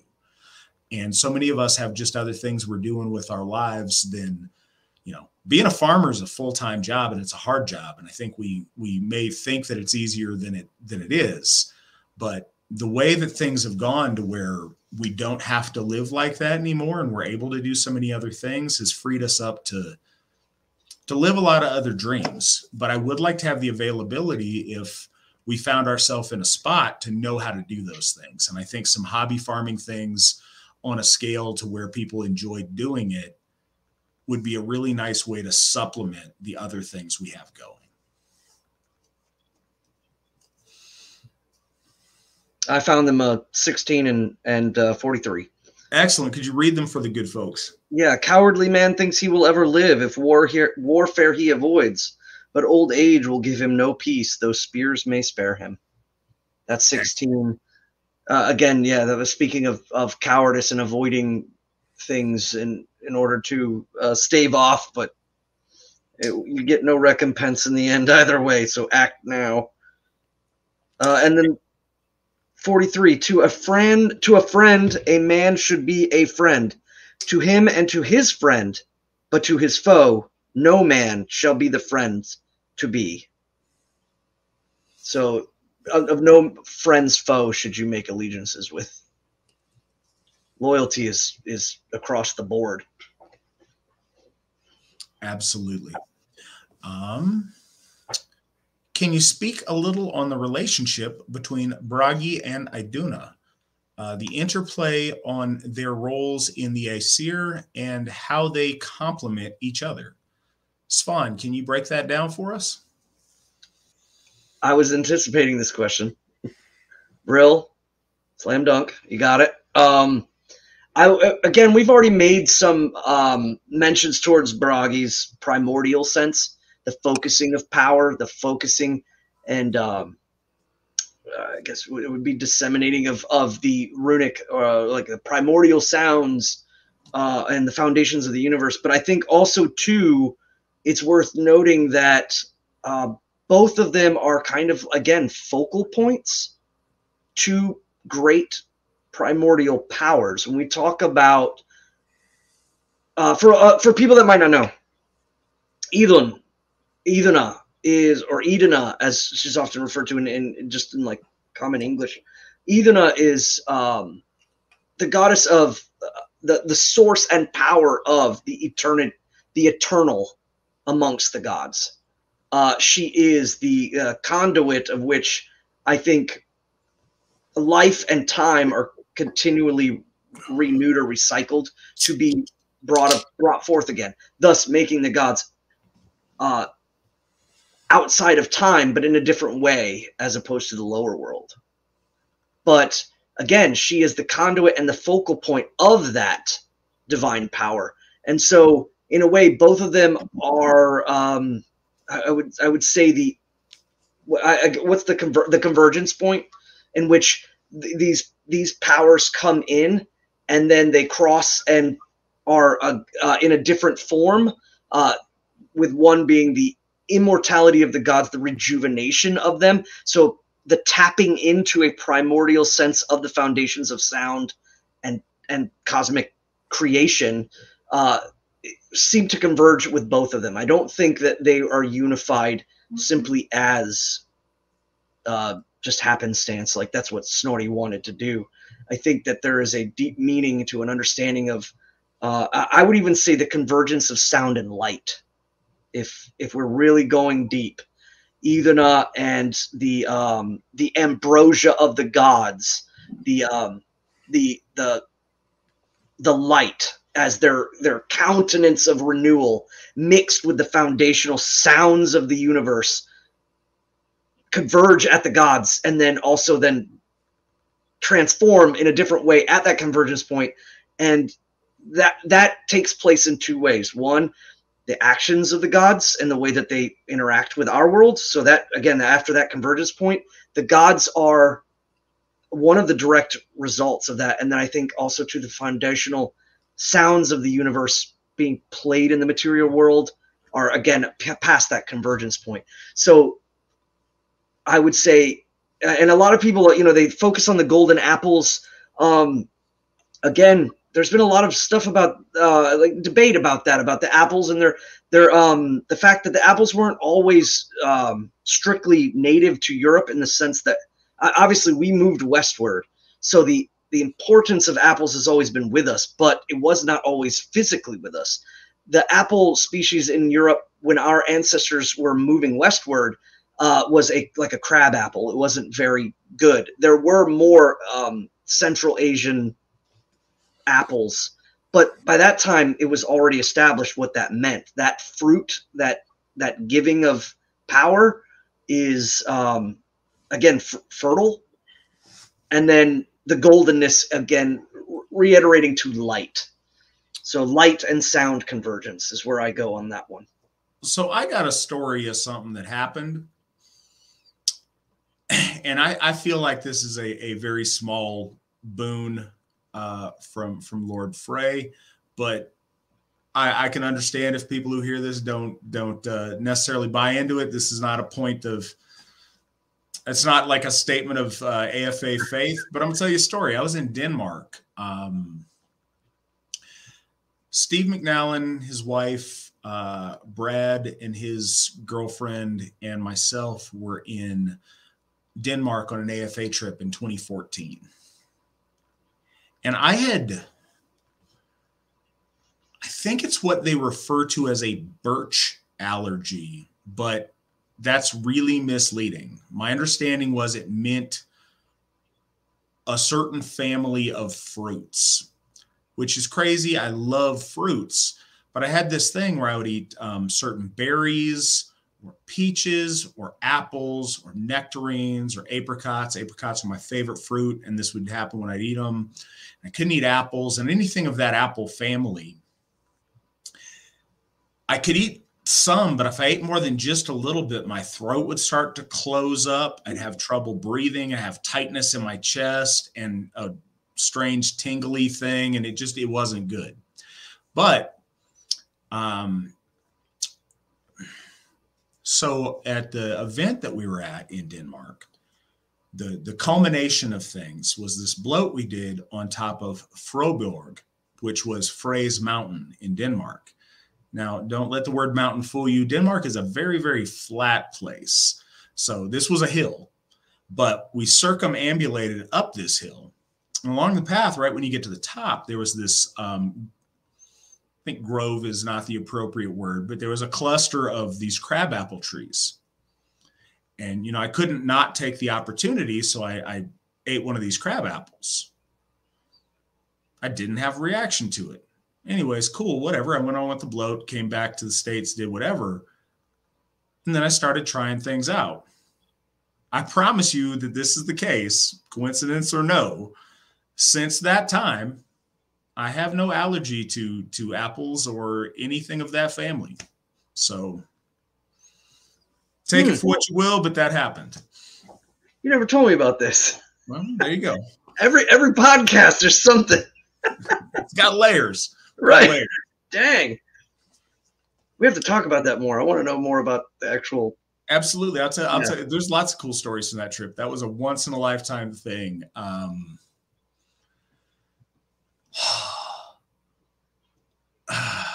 Lars and Soren and Justina, if you guys are listening, which I don't know if you guys are, thank you guys. You guys made us have an amazing, amazing trip. Those are folks that we've lost touch with in Denmark that made that trip absolutely amazing, amazing once in a lifetime thing. And I'm so thankful I got to be a part of that. Hail to them. And you will hear more stories from it on this podcast, I'm sure, because it just so many really special things happen. So to a question that I skipped over when I was talking about the Asatru Academy, I told you a lot about the grades, but the last part of it, there was a couple of questions in it. The last part was what the requirements were. So literally the requirements, be an AFA member, not the child. We don't accept membership until someone's legally an adult, but their family needs to be an AFA member, one of their parents, hopefully both of their parents. And other than that, it's free. It may not stay that way if we get further on and we find a need for stuff for curriculum. I don't know if that'll be the case. I want to keep it free as long as I can. And we've had people who've been very generous in donating towards it. So yeah, there's not a cost obligation. We want to raise our children in a safe environment that's going to teach them the things that we think are valuable and meaningful for their life. And if you're out there and you can't, for any number of reasons, you have to put your child in public school, we understand that. And shoot, if you're in a spot that's got, a really positive school board and everything's good and it's what you want to do with your kids, cool. We're not coming at you on that. But most of us, and I say this, my mom was a teacher. She spent 30 years teaching first grade in the Anchorage School District. And school's not the same now as it was then. And it's really important that our kids have a refuge from the, woke liberal indoctrination that's going on in public schools. And we're really proud that we're doing the best we can to provide that for our kids and for your kids. And if you got older kids, we're going to try as hard as we can to get our curriculum to catch up with them. I want to reassure people this has been a huge priority in that program to make sure that. So we have somebody, and it's their job. Folk builder Mason Johnson's wife, Rachel, she's the one that does this. This is like her job in that. And she does a lot of things in it. But one of her big focuses is to make sure that our curriculum and our processes are compliant with the state rules where your child is. So as we're doing this, we have kids from, I forget the number, but Rob told me, a lot of different states. And we're making sure that our standards meet the toughest standards of all of those states and all the different areas. It's important to us that we know how to walk you through the process of implementing our program, but also of making sure it's completely above board and meets the requirements and legitimate in your state. We will hold your hand through that whole process because I know that that's one of the things that's scary. We want to take the scary out of it. And we're learning all the lessons. Every class that goes through, we learn lessons that we can use for the benefit of classes to come. So please do know that. The question that's up on the screen is, how does one go about starting a kindred? So an AFA kindred, it's real simple, and it should be done with seriousness, absolutely. But the idea of the AFA kindred And this is really important to me, but come to find out, this is always the idea of AFA kindreds. Back from the Asatru Free Assembly, I read the AFA Kindred Handbook from like 86 or something. And it describes kindreds in the same way we see them today. The AFA kindred is the local congregation of AFA members. So a kindred needs to be made up of 3 or more AFA members. Those members need to be on board and building their kindred around the Asatru Folk Assembly. The AFA loyalty is essential in making that kindred function for the long term. And we want that kindred to be a living representation of the AFA in their area. And other than that, if that's something you want to do and you have those things met, now the idea is don't find 3 people across the surface of the earth. The point of these kindreds is that they're local to the area that you're in and they can form a tighter bond in that area. And that's what we'd really love to see. So if you have, a total of 3 or more AFA members in your area and you want to form a kindred, you want to reach out to Jason Gallagher. He is an awesome guy, very good friend of mine. He's been a guest on the program before, and he is our kindred coordinator. And, he also he runs his kindred, Northern Blood Kindred. He's very passionate about our AFA kindreds, and he would love to talk you through that process and get you set up. And we also have a 6-month probationary period so that you guys are solidified and there's, some permanence to it, because we live in a world where there's so much transiency. Maybe things that seem like a really good idea today, you find out 3 or 4 months down the road, it doesn't quite work out. So we do have that probationary period. But yeah, contact Jason if you're interested.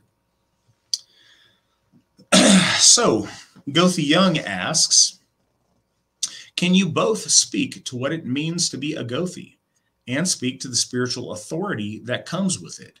And why do titles matter? Svan, take it away. Well, I mean, to be a Gothi in this day and age, especially of the Asatru Folk Assembly, I'm not aware. I think some people maybe proclaim the title in other areas and groups, but with us, there is initiatory practice in which you have to work your way through. And these might manifest in different ways, whether it's the ability to counsel during times of emergency or times of great distress, the ability to mediate between arguing parties or warring parties is a bit much. There might be grievances between folk within the community, and being able to mitigate some sort of peace between them. Sometimes it doesn't work. Sometimes it does. Again, but you're still willing to step up for that, especially if both parties have tangible goals towards achieving that. There are other things, I think, in particular, discussing relationships with the gods, discussing seasonal relationships and tidings, knowing when the tidings are, following them in accordance to our traditions, the way that we have done it and the way we continue to. And that doesn't mean that we don't evolve. We do have orthopraxy that is, we are a religion of deeds, but we maintain those traditions and see the evolutions of things in accordance to the way they need to be. And I think we are stewards of that.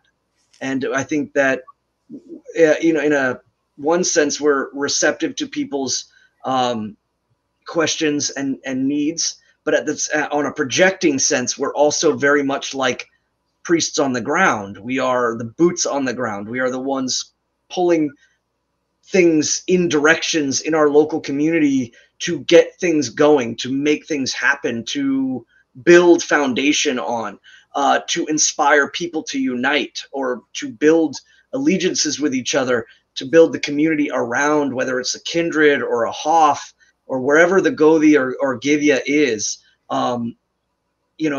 There's that dynamic of both being receptive to problems and being dynamically moving forward on things that we need to do. So we end up being kind of like some of us are attached like two hoffs But even before then, we were like, I wouldn't say migratory, but we were on the path of fate, on the path of weird, and enacting in both alignment with the church and the gods, and trying to be that convergence point. But yes, that's what I would say about it.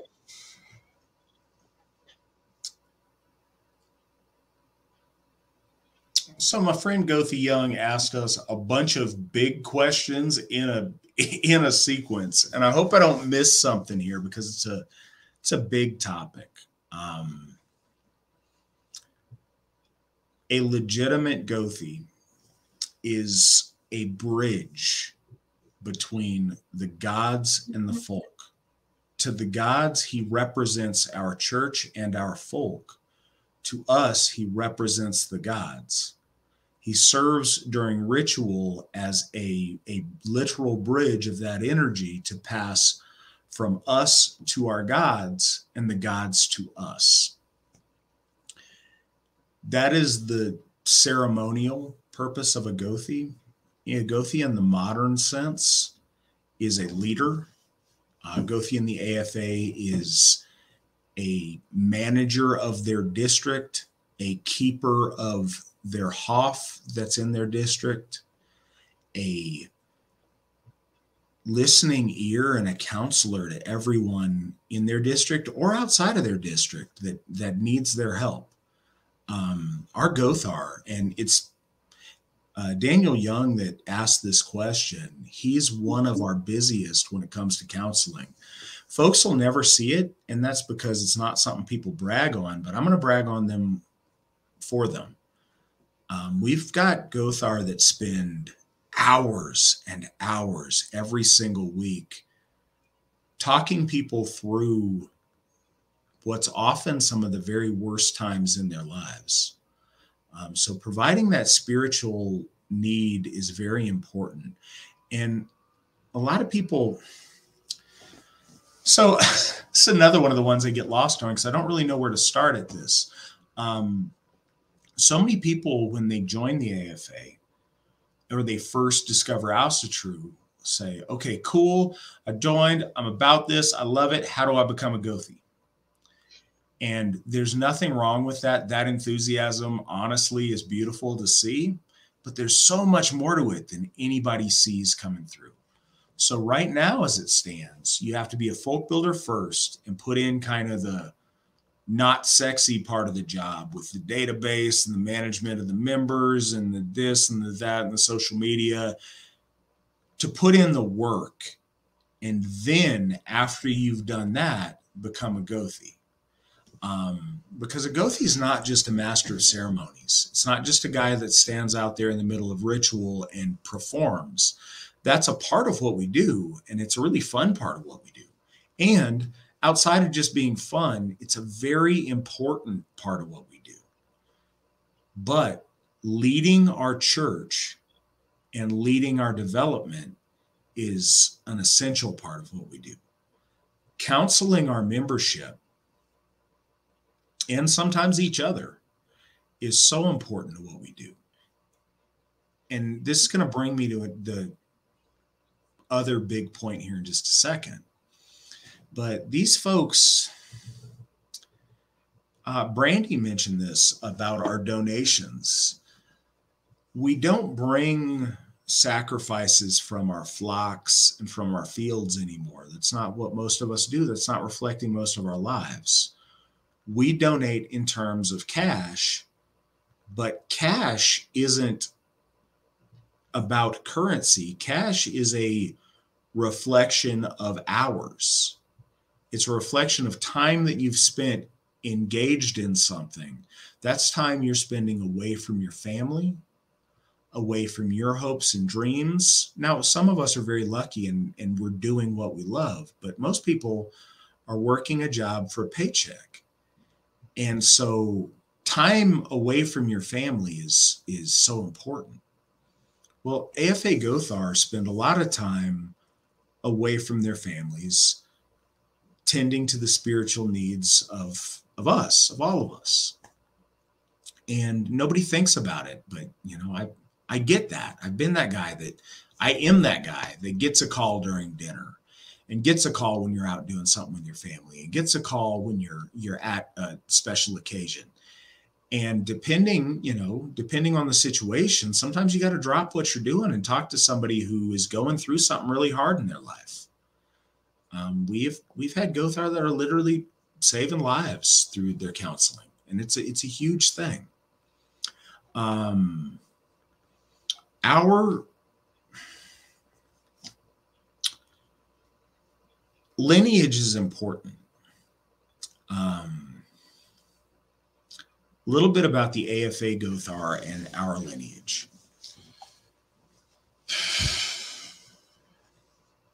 So all of our ordinations of our Gothar trace themselves back to Steve McNallen.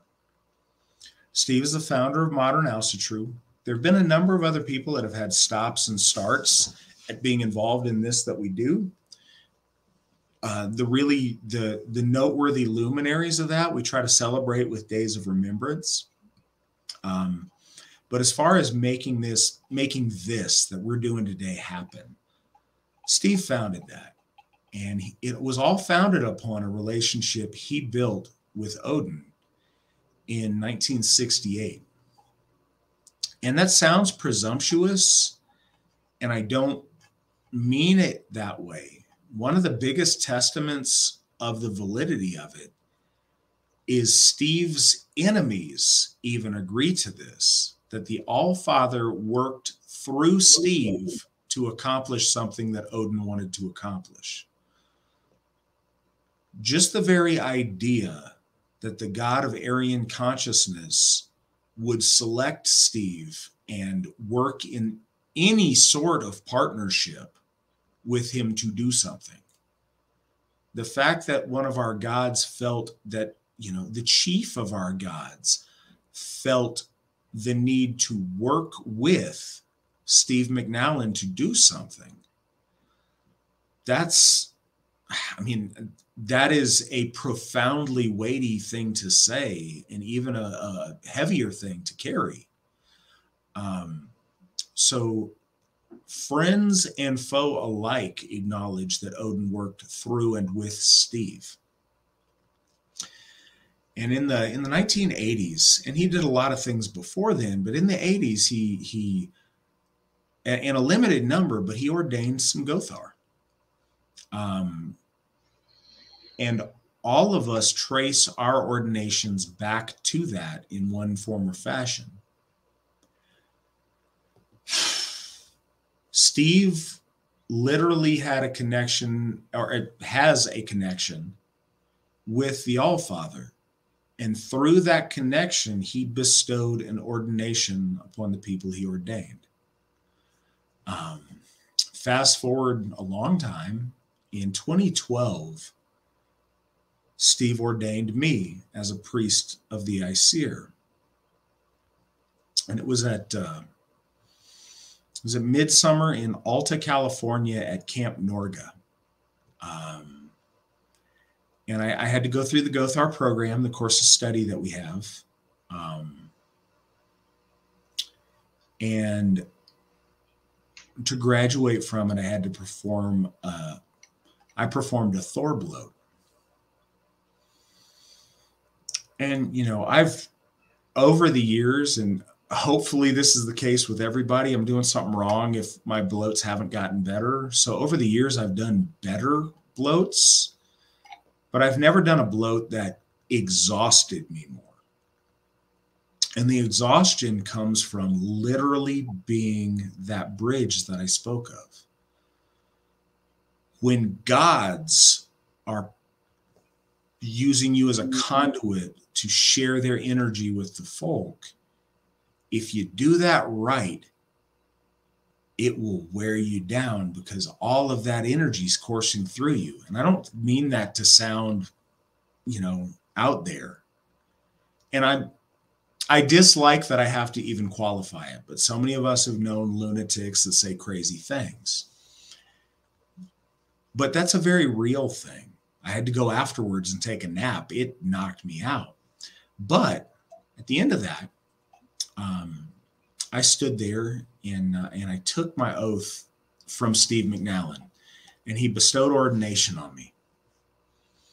And I remember looking him in the eye as I swore my oath. And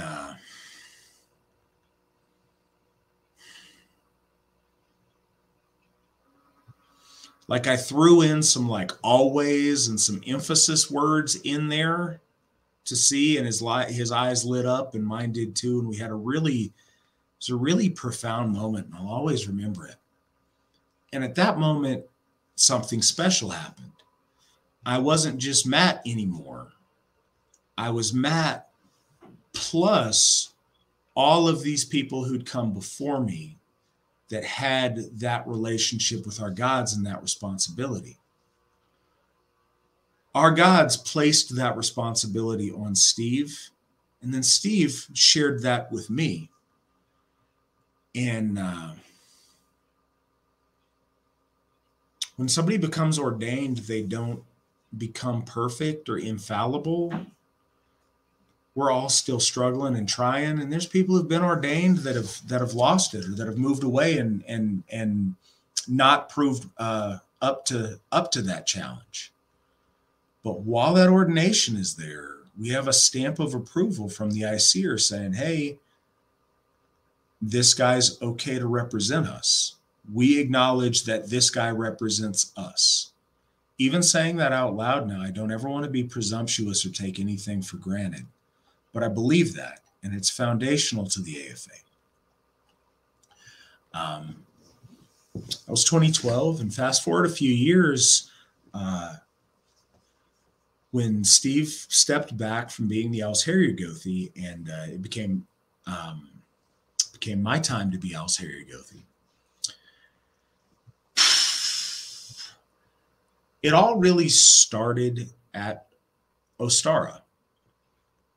And behind the scenes, when other people didn't necessarily know what was going on, that's when I knew that the torch was being passed and that I was in charge of setting things up and running things.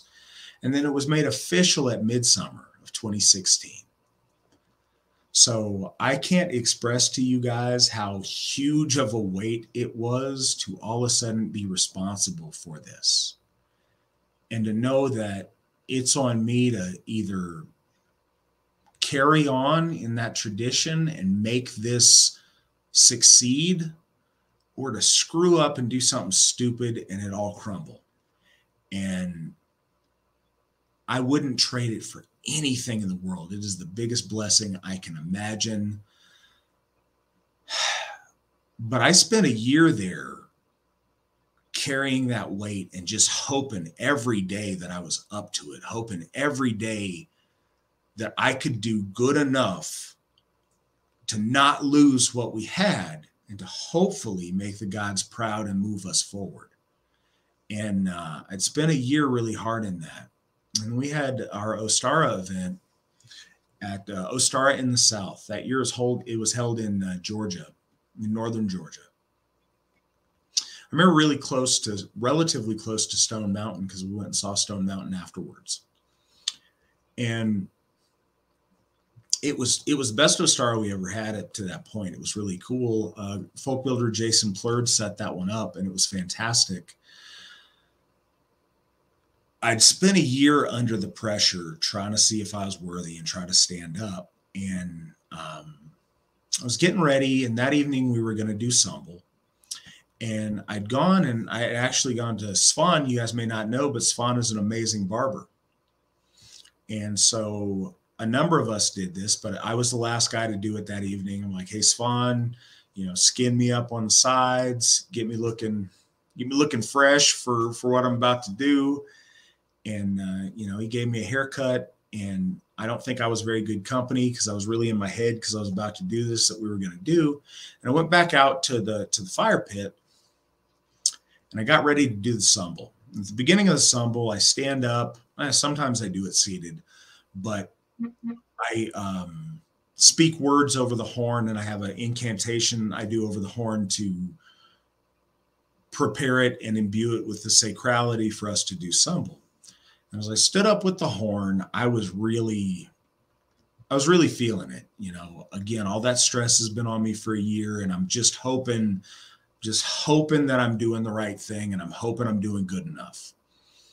And I get up and I feel this hand. Somebody puts a hand on my shoulder, you know, a reassuring slap the hand on the shoulder and, you know, shake you and, you know, just kind of, you know, that feeling where somebody puts a hand on their shoulder and just gives a little emphasis and, you know, hey, you're doing good.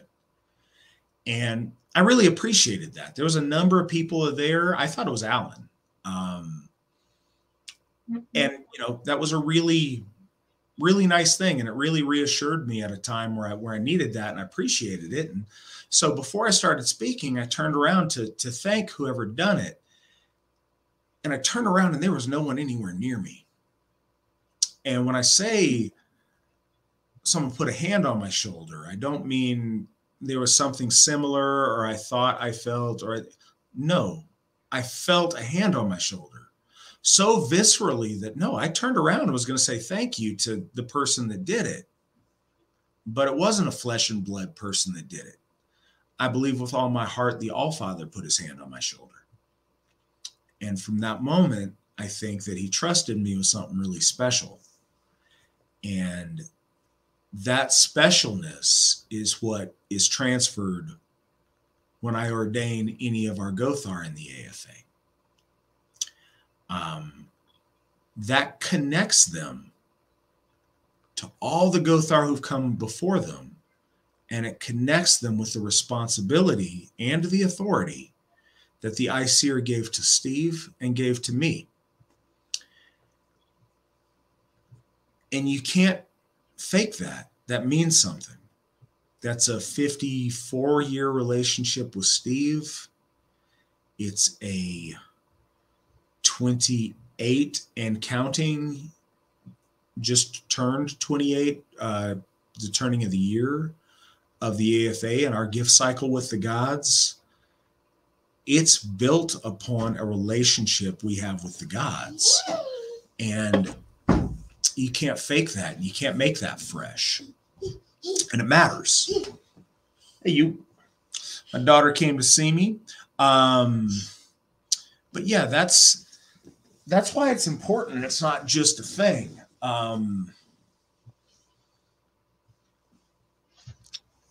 And the gravity of that is immense. The responsibility is immense, but the authority is real. And that's why it's very important that people show respect to our Gothar, because they're not just some guy with a stole.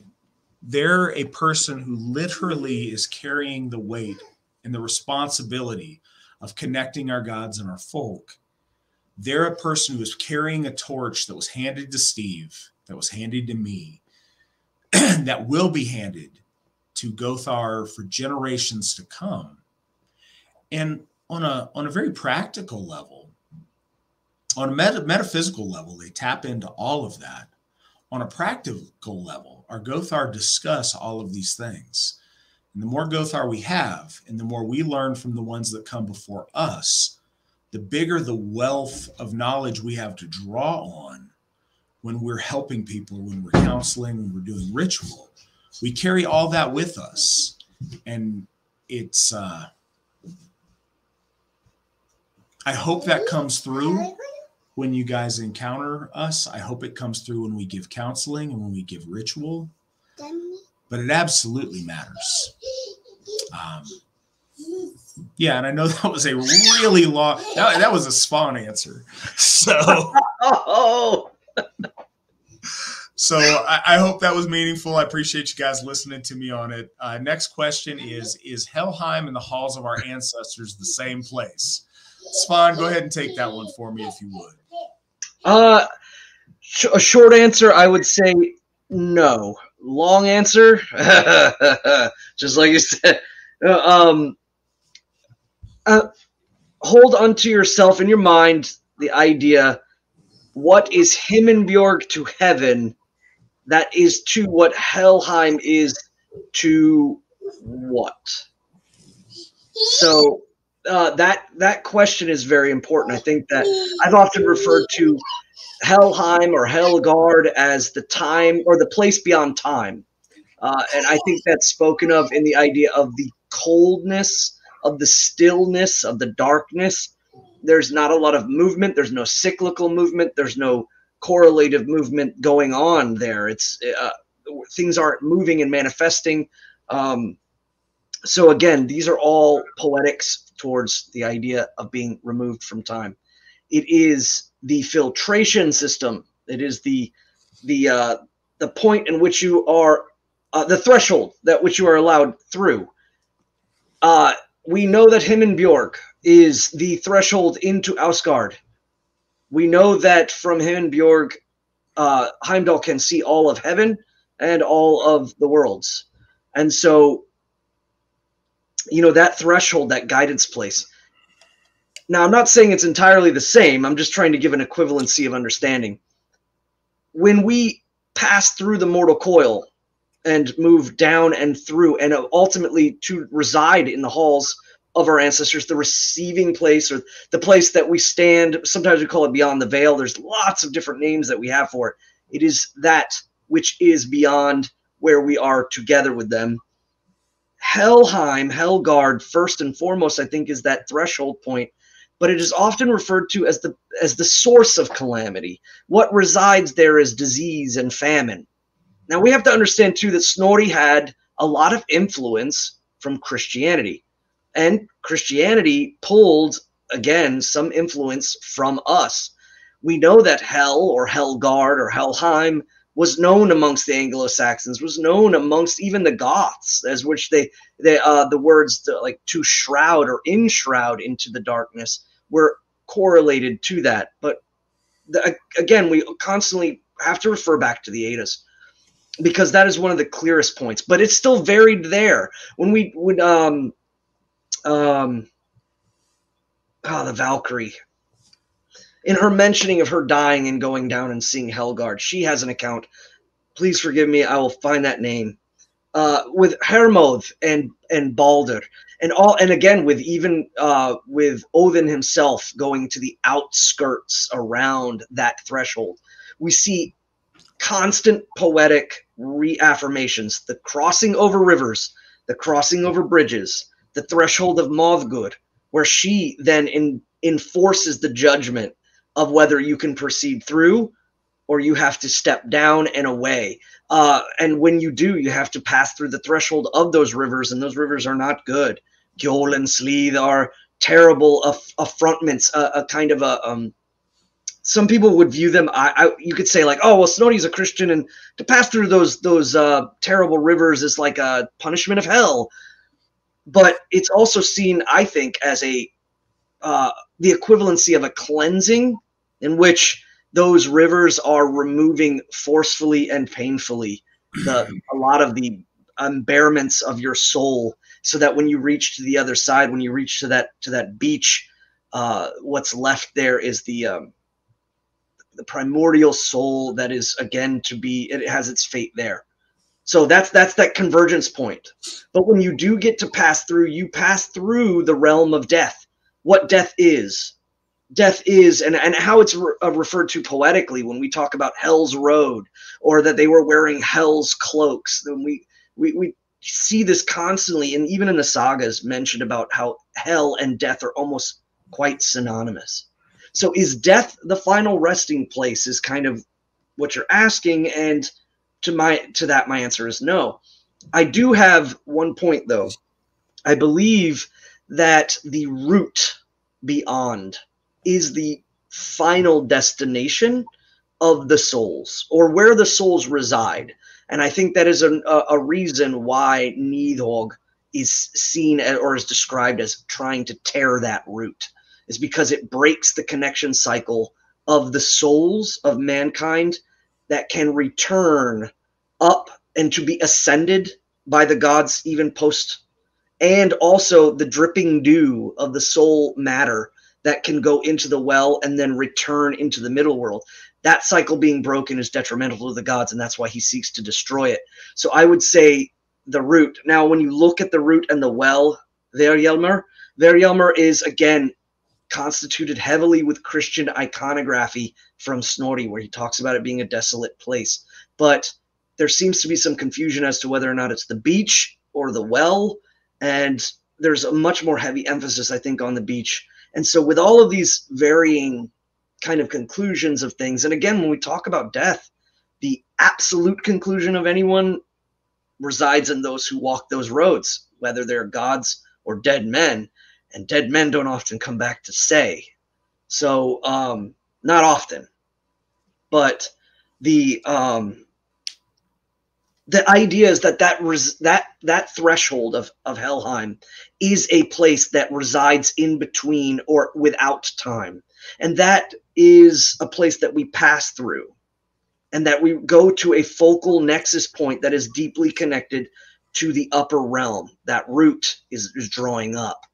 But it is just as important to understand that when a god dies, he resides there in that place between time, because again, that is a divine threshold, and his passing through it is because he's not immortal, is that he is immortal, that he moves from one place to another between, but not fully completing the cycle. It will happen at a designated time. So the souls, our souls, trickling through the threshold of Helheim and then back up the route. And I'm not saying that it's a continuous cycle, one for one. What I'm saying is that the focal point of the soul, of the folk soul, I would say the halls of the ancestors, is kind of seen as an extension of Helheim. That Helheim is a place in which we pass through, and that what we see as the halls or the beyond the veil or the place in which they reside is the taproot, the third taproot to Yggdrasil itself. And we take that into the story as a root of a tree, but what could that mean is the focal point, the receptacle point of a gigantic nexus of primordial creation and power and order in creating a cyclical movement. That's where we are. And to what level some come back, perhaps, or are ascended, that's a question for the gods. And I think when we see maybe our ascended mothers and fathers as Alfar and Disir, we see those that have ascended and have dripped through the dew and fell into the well, and we see them as in a place between us and the gods. That's that ascendancy. But we also know that some reside amongst the gods, and that they are brought there by the gods for various reasons. Or with the dynamicism of Odin, sometimes you don't even get to take the road. You get snatched up and carried at his behest. So we see death and the soul as being very dynamic once it leaves the material world. But Helheim and Hel herself, what she is the threshold, the passing through point, the I would say, like, what would it be called, like a almost like the scanning edge of a mirror where you pass through, and it requires you to break off pieces of your soul. And what ultimately I think spurns that decisioning on is the ancestors' acceptance of you or their rejection of you. And that is based upon your collective deeds that have been witnessed by the gods as you were living. But when you come down, it is the part of your soul that has to retell that story. That story that you hold is going to be added in with the ancestors, and they may say no. They may reject it or rebuke it. So you must live your life in accordance to make sure that your story is one well worth adding to that root, so that nexus to place beyond the realm of death. So Cade asks, off-topic question. I'm new to the spiritual side of Asatru, but I was wondering if you had any way to deal with co-parenting with someone who absolutely is against our views. So, Cade, I have to assume by that question that you find yourself in that spot, and I'm really sorry to hear that. We'll absolutely answer your question, but I want to preface this That's a terrible spot to be in. And if you can, we find Asatru at all different points in our life. But if you are a young person who has not yet found a marriage partner, it's really important that you choose a marriage partner from within the ranks of Asatru. Especially raising a child, agreement on the fundamentals of what's really important at the core of your existence, at the core of life, is, I can't say how important that is. I've been in many relationships, or I've been in several relationships since I've been Asatru, and I tell you what, it's so much different being with my wife, because I met her through the AFA. I met her through Asatru. She was Asatru independently before I ever met her. And so we have those fundamentals very much in common, and something to build our household, our family upon. But that's not what you asked. And I appreciate your question. It's not my suggestion that everybody, you find Asatru, you need to divorce your wife or your husband. That's not what I'm saying.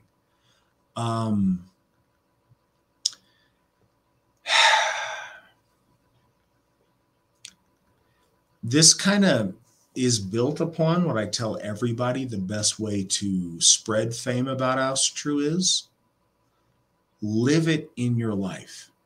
Be successful, be a good person, and attribute that to your Asatru faith.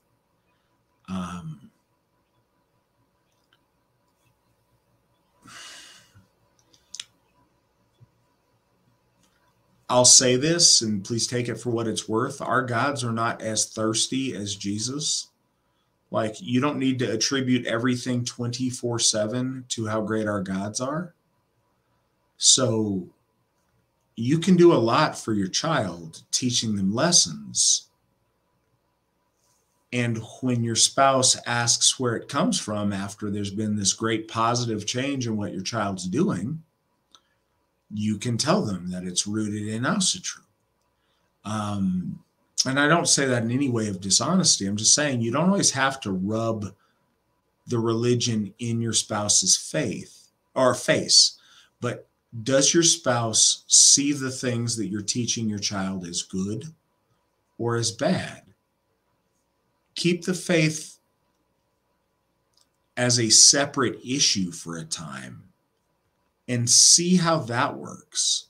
But again, the answer is never going to be the same to any couple, because different people have different reasons that they might oppose what we're doing.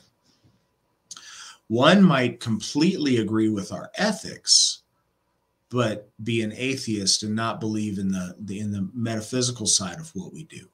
And that's one scenario. Another person could completely be super woke and not agree with any of our politics and any of our ethics and any of our worldview, but like the gods just fine, or what they think the gods are about just fine. That's an entirely different struggle. So it would be very different depending on that audience. If it's just a matter of not having faith in the metaphysics, then focus on the positives that having faith and that our principles bring to your life and to improve the life of your child, and worry about the deeper metaphysics down the road. But that's the most I'd suggest without knowing more about your scenario. But I'm really sorry that you face that. That's a big challenge, and I wish you the best with it. Svan, do you have any advice for Cade or folks in his situation? Again, with context not really there, I guess I would say identify the source of that, whether it's again, maybe it's moralistic, or maybe they don't believe, maybe they're atheistic, maybe they are super religious in a universal monotheistic religion from the Middle East, and they have like fear of damnation or fear of original sin, fear of going to like the Judaic afterlife of Sheol and not getting into where Yahweh is and things of that nature. And identifying that and understanding that will help you, again, mitigate where you're coming at with this. If you hold bloat for yourself and your child holds bloat with you, and they have a deep visceral fear of not making it into the Judaic afterlife by them participating, you could have issues there. So like knowing when to hold bloat and things, or where, or taking in those considerations, that causes a lot of issues in the house and a lot of familial dissecting between the mother and the father, and that's hugely important for the child. And so having that unified front, I think it's first best to identify what problem they have and try to find a mediated middle, and then work from there, because time does change things. If they start to see the way you act, the way you live your life, those things might change, and they can change. I think people can become aware of certain ideas that they have as being at the moment, and then later on down the line they change it. But there's other things too. Remember, the Gothar are here with you because this, again, is a question of heavy context. So it could be politics, it could be orthopraxy. They just don't like the fact that you drink from a horn, or the context. And I'm not trying to make light of it. Rely on your Gothar, whether it's if you're speaking to a Gothi or Githya, or both, and you get a chance to kind of talk about this situation, you can rely on them, and they can start to give you baby steps to help hopefully heal this situation. Because again, this spiritual amicability is a huge thing. I've seen people with different religions that love each other very much, and it's not a big component in, say, one of their lives. They do get along and they do move forward, but that is extremely rare. For the most part, it's a unity thing. And I think ultimately too, it could be just identifying that they have some sort of preconceived notions. And if they come out, or they come to a temple, they come to the Hof and they get to meet people. That has happened numerous times, in which one spouse comes to the Hof and they realize how how regular people we are. We have children, we have music playing, we've got food, and we're we go in, we do blow. Sometimes they just sit off to the side and watch, but now they understand what we're doing. They get to speak to a Gothar and ask him, why did you do that? Why did you do this? And they can tell them, we're giving gifts, we're holding libation, or we're holding communion with the gods. And they begin to slowly, from that tensing, release, and at least they can then build towards at least being amicable with you. There's lots of different avenues to this. That's a hard question without context, but at the same time too, I understand not airing everything, and it might not even be you. It could be someone and I know some members in the AFA that do have that situation in their life, and it's hard. So he added a little bit of context on the side, and I want to address this really briefly and move on to the next thing, but it's worth addressing. He said she is pro-choice and pro-homosexuality. And I appreciate you giving us a little bit of context to work on. And I've said this before, the AFA doesn't take a 100% black and white stance on abortion, in the sense that there's health reasons, there's reasons that it may be the better of two really bad options. But what we don't and what we'll never support is the joyous and enthusiastic embracing of infanticide.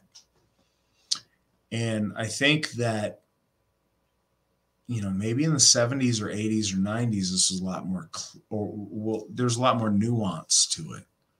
We as a society all agreed that killing babies is bad. Now, maybe if there was a horrible deformity, or if it was the result of incest or rape or some various things, then it might be the best of two really bad alternatives. But we all kind of agreed killing babies is bad, because it is.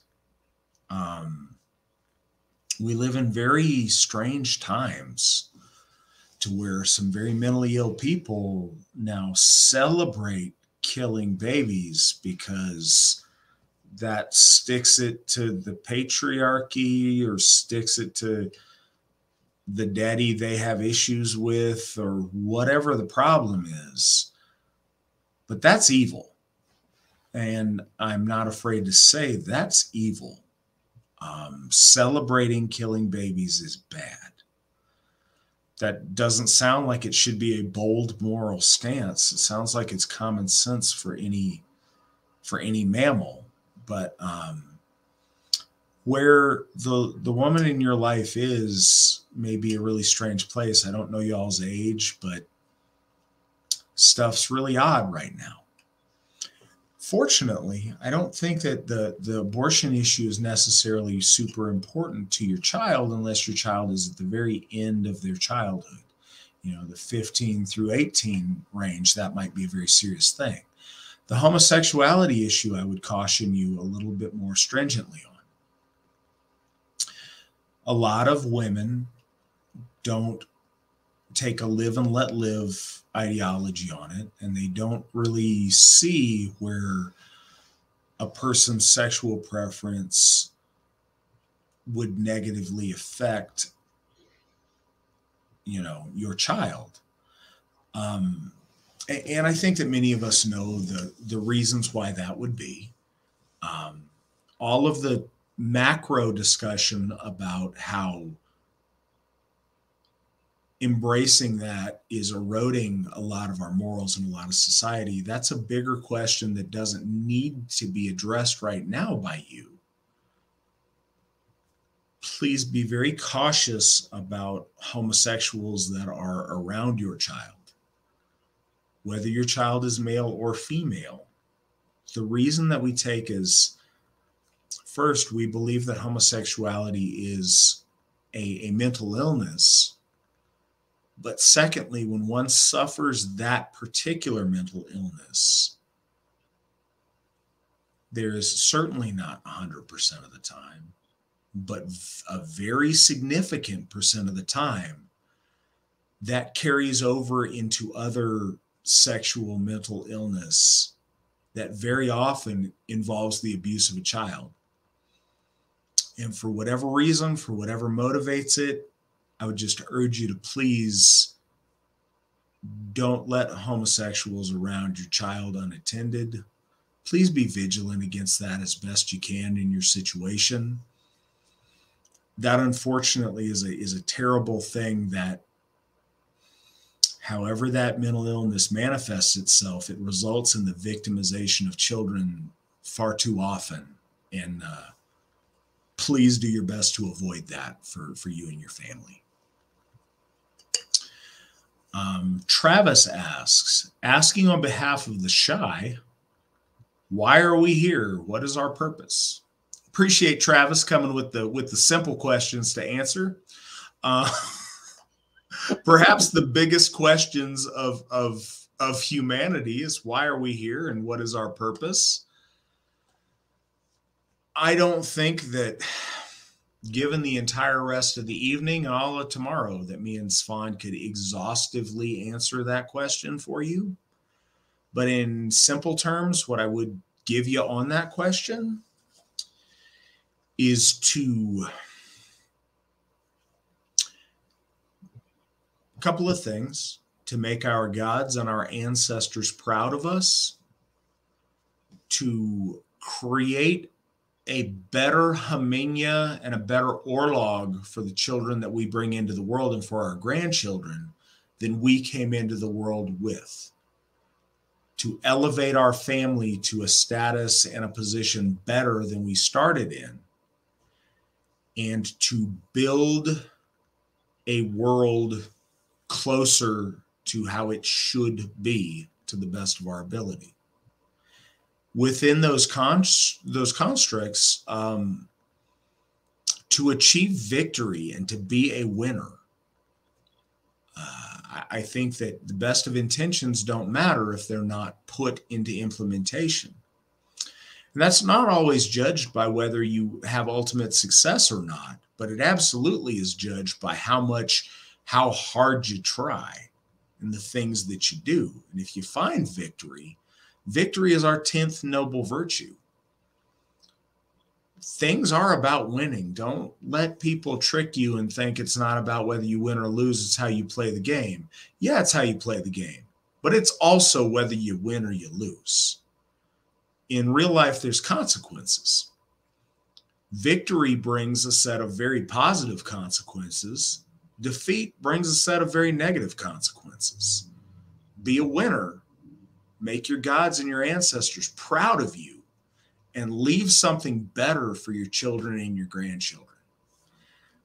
We could, again, talk all day, but that's the best I've got on it in a really general way. Svan, what do you have to add?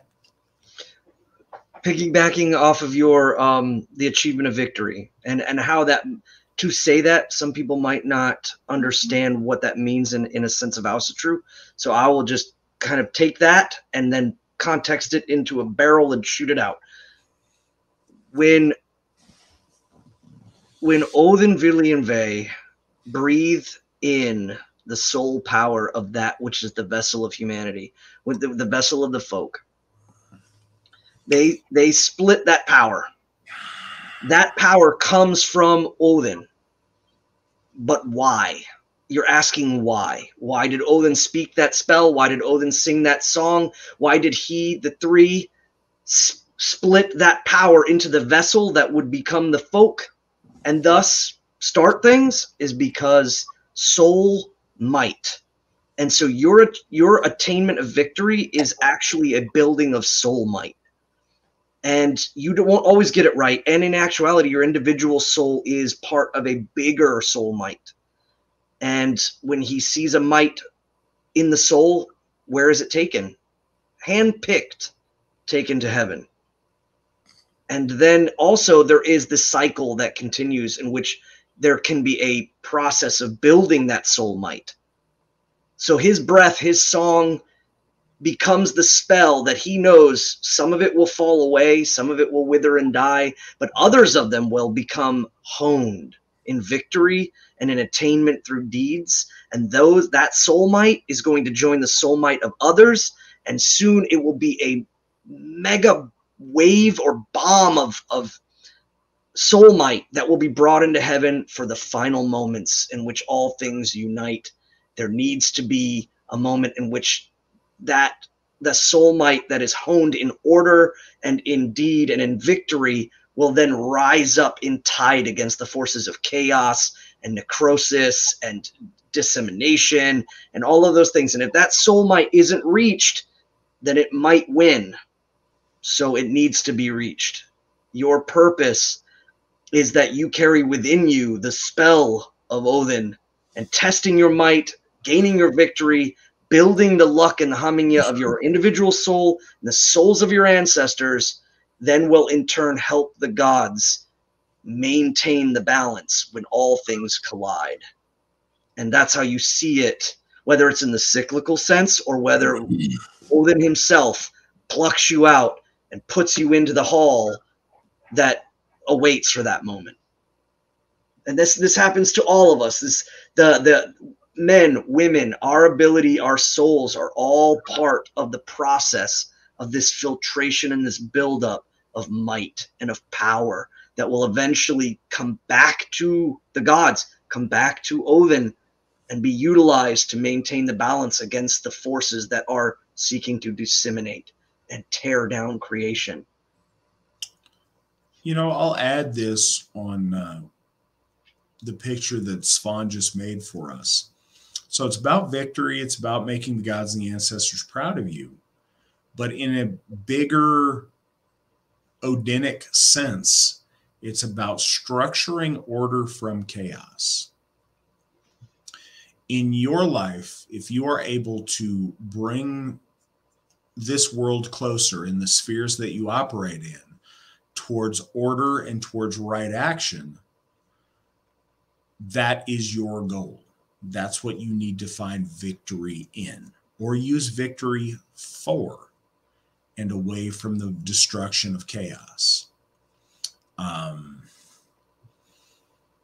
So simply, your job is not to tear down, your job is to build up. Yes, in some circumstances, you have to tear down in order to build up. But if you just tear down and you stop there, it doesn't count. What counts is the buildup. You know, you weed the garden, but you're not a gardener if you just pick weeds all day. You're a gardener if you grow stuff. So yeah, I'll say that. And Odin knew that the moment that spell was spoken, that breath was given. He knew it. That's why you're here. Absolutely. So we have a question. Why? Obsidian Skull has a question. Question. Why there's more use of the elder Futhark instead of the younger Futhark in the AFA, which is more in line with the historical time used in Asatru? Yes, Obsidian, a couple of things. First of all, we don't believe that Asatru is confined to a historical time. It's just as legitimate and just as relevant for us to practice Asatru today as it was for them in the Viking Age, as it was for them in the Neolithic period, as it was in our most ancient ancestors before the glaciers and the Ice Age. Our relation to the gods takes different forms in different times.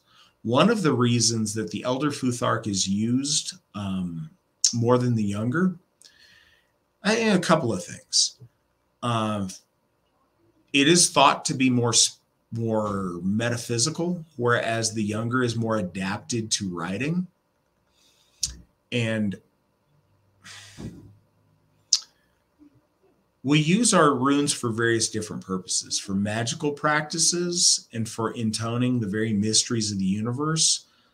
The Elder Futhark is very clear in that. And when you read the rune poems, the ones in the Elder Futhark are most often carried over in the other traditions as well and retain their meaning. Whereas the reason for the movement from the Elder Futhark to the younger was to accommodate different linguistic sounds. So as a form of writing, if we were trying to write things, yes, if we were trying to write them in Old Norse or in Icelandic, or perhaps even in any of the modern Scandinavian languages, younger Futhark would be a good way to do that. Conversely, if we were trying to write right now in the best runic script for writing English, the Anglo-Saxon Futhark would be a much better option. But honestly, most of us know the Elder Futhark. It's simple. It's complete within itself. We're most familiar with it. It lends itself very well to Galder and to magical and esoteric practice. And in our tradition, it's what was chosen to glom onto. Reading about the development of runic understanding in the modern age, the seminal work on modern rune work was Futhark by Edred Thorson. And he originally had wrote that in using the Armanen runes, because at the time he was writing it in the 70s and the 80s, the Armanen runes were the runes we had the best access to and the most complete understanding of it in the United States. I'm sure that people in different parts of the world, that was a different case. But for a guy at University of Texas, that was what we had the most access for. But over time, he discovered the Elder Futhark, and he learned more, and he learned into it, and he studied it. And it's the basics that these other runic systems are based off of. So they may add things here and there, but they still contain the basic truths of the Elder Futhark. He then took those elder runes and spent most of his time in runic writing, discussing those and adding and fleshing out our understanding of those runes. So those are the runes that we've spent, 40, 45 years studying and learning and understanding more of. But we're certainly open to people using whatever of the Futharks and the Rune Rose that resonate with them and that they'd like to. All of those are part of our heritage and we celebrate them. But the reason the Elder Futhark is used more often is just because of the vast increased familiarity we have with it. For one, the fact that it lends itself very well to Galder work, for two, and for any other form of communication. Communication only works if I send a message and you can receive it. Most of us understand the Elder Futhark and can understand what's being done in it. When you branch outside of that, then perhaps the person you're communicating with doesn't get the message you're trying to convey. So I think that's why we focus as much on the Elder Futhark as we do. Those are just my thoughts. Do you have thoughts on this, Svan? Actually, nothing outside of what you said. I just, to emphasize again about the timing of the question with the term Asatru and time. But I would say the Elder Futhark we know is the oldest that and especially in correspondence with Gothic language, when the missionary Uphilas amongst the Goths made his runic kind of language. He used the Gothic runes, and those correspond with the Central Germanic runes of the Elder Futhark. It's actually highly repeated. We have lots of artifacts with the Elder Futhark on it. The ordering may be like different in certain spots, but we know that the Elder Futhark was the core because it correlated with the Gothic as a confirmation point. And then the Anglo-Saxon was built and expounded on from that, whereas for reasons unknown, it was whittled down in the Nordic sphere. However, we do have plenty of stones in which the elder and the younger were utilized at the same time. So again, the reasoning for that, we don't really know. But in the time of Asatru, there was Elder Futhark inscriptions. They were just dying out. And then the younger kind of became more famous. And I would say probably out of use of the fact that they were being carved into stone and they were a little bit easier to structure. But yeah, that's outside of everything. That's the only thing I would say. You hit the nail right on the head. All right. So Cade asks another question. Said, thoughts on Jackson Crawford and his translations. Thoughts on Jackson Crawford. I don't think Jackson Crawford has a lot of character and a lot of code. I also think that it's less desirable, if not inappropriate, to take our translations of holy texts from someone who's not a practitioner of our faith. Because I think it's very relevant in his conclusions, and it has to factor into his translations. If you have, 6 of one, half a dozen of the other on a translation, what are you going to default to?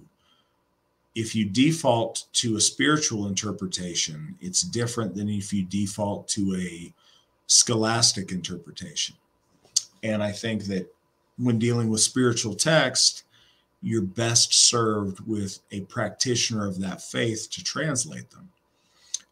That said, his translations, he's a smart guy. I don't dispute his scholarship. But again, like his Havamal, he writes this cowboy Havamal, and he puts it in folksy Americana like way of expressing the Havamal, which, again, I'm not against, and I don't think it's wrong most of the time. But you translate something very differently as a scholastic than you do as a spiritual practitioner. Jackson Crawford is not Asatru, and Jackson Crawford is woke. And if you're woke, it's hard for me to have a lot of respect for some of the nuance of the conclusions that you come to.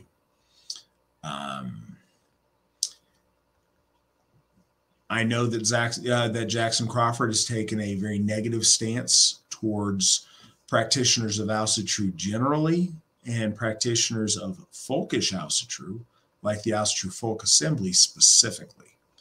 So, I'll be friends of my friend's friends, but if he's an enemy of my friends or us, I'm not going to be his friend. Svan, what are your thoughts on Dr. Crawford and his translations? I knew when I first started getting familiar with him as far as his videos were going, a lot of his translations interesting, and I found some of his pronunciation stuff to be very helpful. I think to a lot of people that were trying to learn, and he was spot on with some stuff. But yeah, then as with all things, when we were just when it was just that, I had no issue with it, but it evolved, or I think that perhaps people in whatever that the internet community felt the need to pry open the box. I don't know if he did it voluntarily, but once the box is open, I can't know and just accept now. Like, you see the underbelly, now you know, do you continue on or not? Yeah, and when he kind of spoke out about the idea of faith towards the gods as being kind of ridiculous and had his views on that, that was the thing I saw that kind of was like, all right. I mean, I don't know where the scholastic scholars of elder times, and I mean, like in Germany or in Sweden and in Iceland and in America, these lots of people have been scholastically translating the stories, and I don't know where they spiritually stood.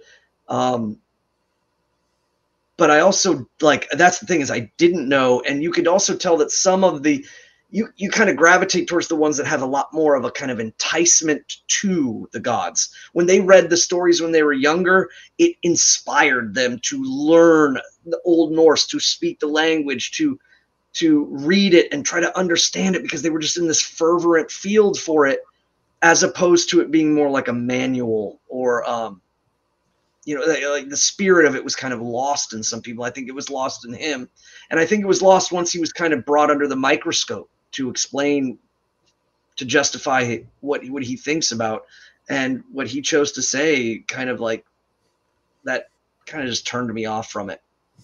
I unfortunately, or fortunately, I did not hear any of his views or thoughts about us in specifics. So I take your word for it, but I've fallen away from it the moment he even talked about religion as being kind of a falsity, and seeing polytheism and seeing the gods as just being these kind of, he only sees the Eddas as componental stories, as if he was reading a linguistic comic book.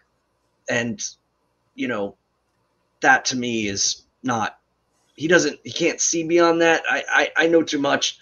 So translation wise, I can't argue with him on a lot of things, but purpose wise, very much so. I have an argument against him. All right. So next question. How is it that both Odin and Jesus were said to have been hung on a tree, pierced by a spear, and sacrificed to themselves? Svan, what are your thoughts on that? Oh, well, wow. I don't know about a tree in relation to the Roman crucifix, but the similarities are clearly there. When we see this, we can compare a lot to other religions across the board that kind of meet in that point in the Middle East. You can see a lot of, I would say, like Iranian mythos, Persian mythos going through that area. You see a lot of Egyptian mythos going through that area. These stories are kind of very heavily moved through that spot, because it was an intersection of the continents. And in doing so, it made a huge effect on that religion. I would say, like the subsect of Judaism being Judeo or Christianity, or the belief in Yeshua being the Messiah. But it didn't really fully take form until after it left. So, like, to say about the crucifixion, we know that a huge portents of the understanding that Christians have of the crucifixion and the mythos behind it. First off, it's built around a mortal man, and they greatly contested whether or not he was a sacrifice unto himself, which is why I kind of winced on that one, is because there was a whole war fighting on whether or not the rabbi was the son of or the creation of Yahweh in early Christianity.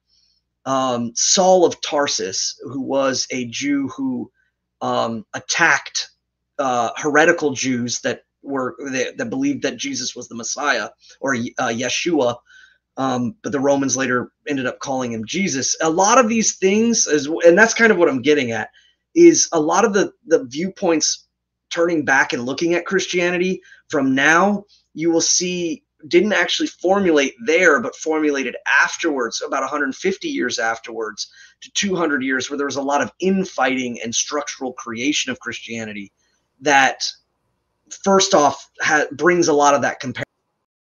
It wasn't always there. Okay, sorry. Camera one, camera two. That wasn't always there, but you can see it in other forms of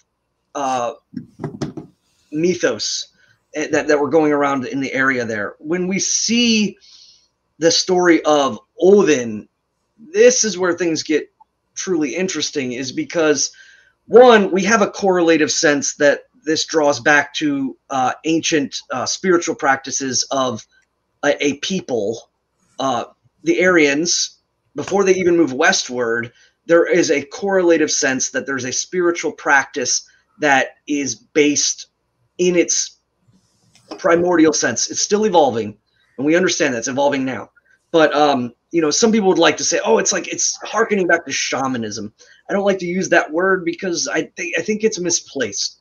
I would say the spiritual practices of our ancestors in different forms, because we do different things as we move along in time. So we see these accounts in relation to, and I think that the emphasis of the crucifixion and the spearing of the rabbi by the Roman soldier, again, having a lot of correlations to that, like once it helped them facilitate the conversion. And it didn't really take off in the Hellenics. Like, again, Saul of Tarsus, his understanding of what he believed to be the Messiah of his people, but was having a hard time converting his people. And so then, whether you want to think of this as convenient or not, he has a vision, and the vision says, well, don't worry about them. Go to other people, not our people. And so there was a turning point in which he began to convert non-Jewish or Hebrew people that were living in the Hellenic states.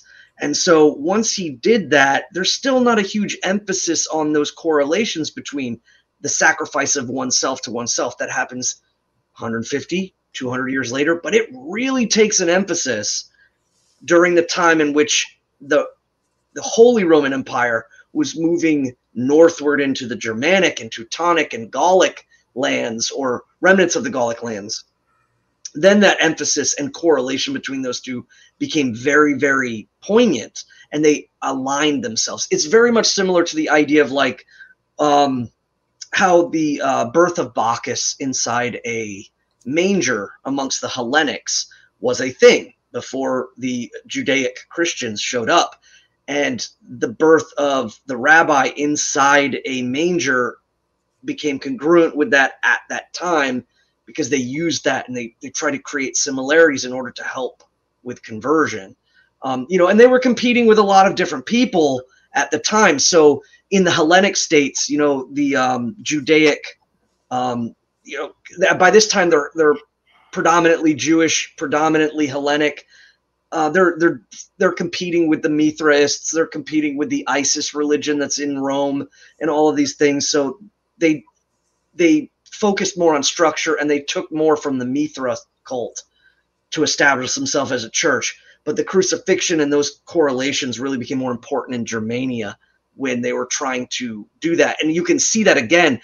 by the fact that like they were trying to erase Odin or Woden in amongst the Germanic folk because of those correlations.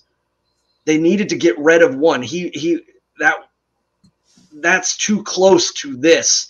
So we're going to switch it, and then we're going to totally annihilate the other one because we can't have correspondence. So, Wednesday becomes Midfolk amongst the Germans and all of these things, but they couldn't do it. They couldn't get rid of it. There was a church in Germany that got destroyed in the war. There's a famous crucifix, and I think it was called the church. It like translates to like the Atlantis Church or the Church of Atlantis. And I don't think they're referring to the fabled land. It was something else. But in there, they have a crucifix, and they kind of have this Art Deco, very modernistic looking like figure on there. But the arms of the church's cross or crucifix are even, and there's these runes around the outer edge. So even then, up until World War II, and this cathedral was built in the 1800s. And so you have, again, they could not snuff it out. Those correlations between each other, I think, have significance if you're a Christian trying to convince the Germanic people that your Savior, your Messiah, your anointed one by Yahweh is very important because he's done just the same thing as Woden has done.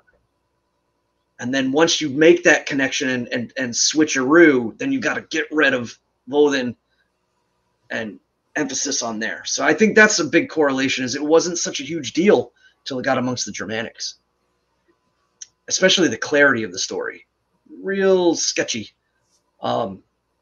as far as the symbolic meaning behind it. Again, even to the point where the crucifix and some people, whether it's like one pole that with the hands above the head, is it one out, or is it an X because of what the Romans were doing at the time? There's a lot of movement in there, and I think it just became more clarified as they utilized the story to create connectivity.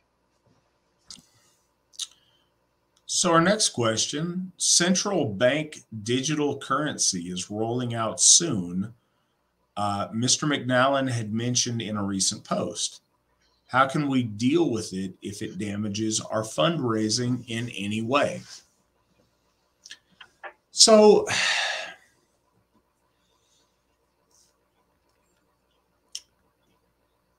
we got to figure it out as those things come about.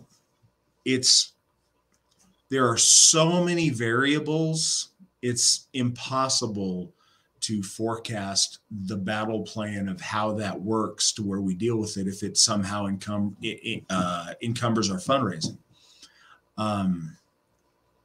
We already accept digital currency in the form of Bitcoin kind of things. We already accept that, and that works with us. We'll continue fundraising the best that we can until doors end up getting closed. But what I do want to guarantee you, and this has been, so we've seen this in a way. We were doing business with PayPal, and PayPal one day decided they didn't want to do a business with us anymore. But Witan Clifford Erickson and our tech guys had already figured out a backup that we had in the back. We were using Stripe, another processing agency. And so cool. When that happened, we converted. We moved everybody over to Stripe. It's a little bit of a pain in the butt. Not going to say it wasn't. But we came back stronger. And we kept going. Eventually, Stripe ended up cutting us as well. So we moved to directly processing through our bank. We make sure, and our tech team makes sure, that we always have a backup. And hopefully, if we can, we have a plan C as well, just in case. I can't say it won't affect us in any way. It very well may.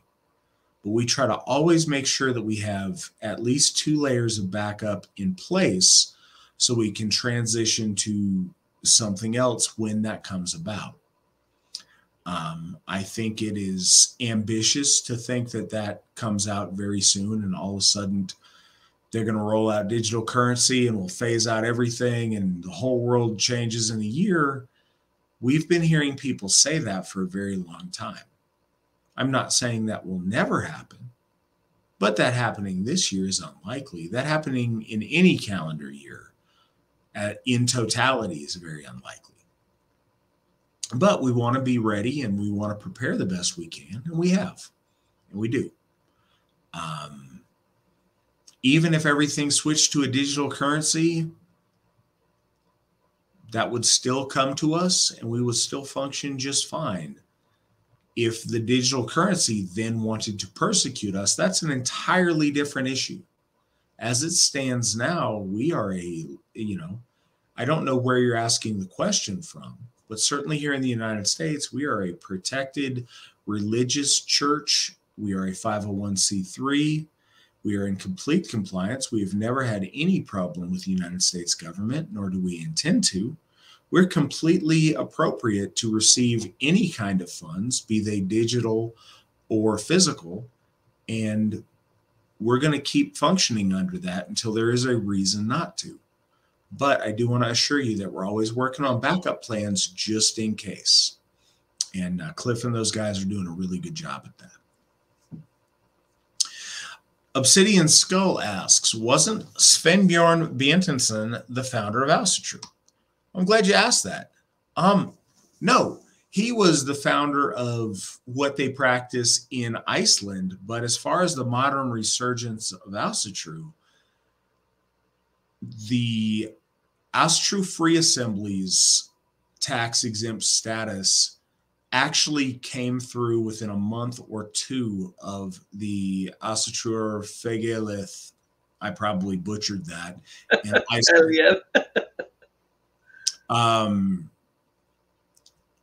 But no, technically, if you count them as the same thing, which I don't think, Bjornsson didn't express a religious belief in the gods per se, and much more of a nature cult kind of thing. But if we're calling them the same thing, then no, technically Steve McNallen's was a few months previous. But what is interesting is a number of people, Bjornsson, McNallen, Elsie Christensen, and some folks in the Odinic Rite, all around the same period of time, all rediscovered a version of our ancestral faith.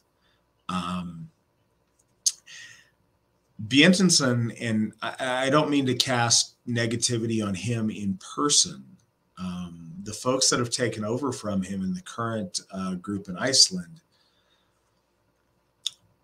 they've said that they don't believe in our gods. They don't believe in our faith. They're not Asatru. They like cultural trappings of things that we do. And basically the current church there is a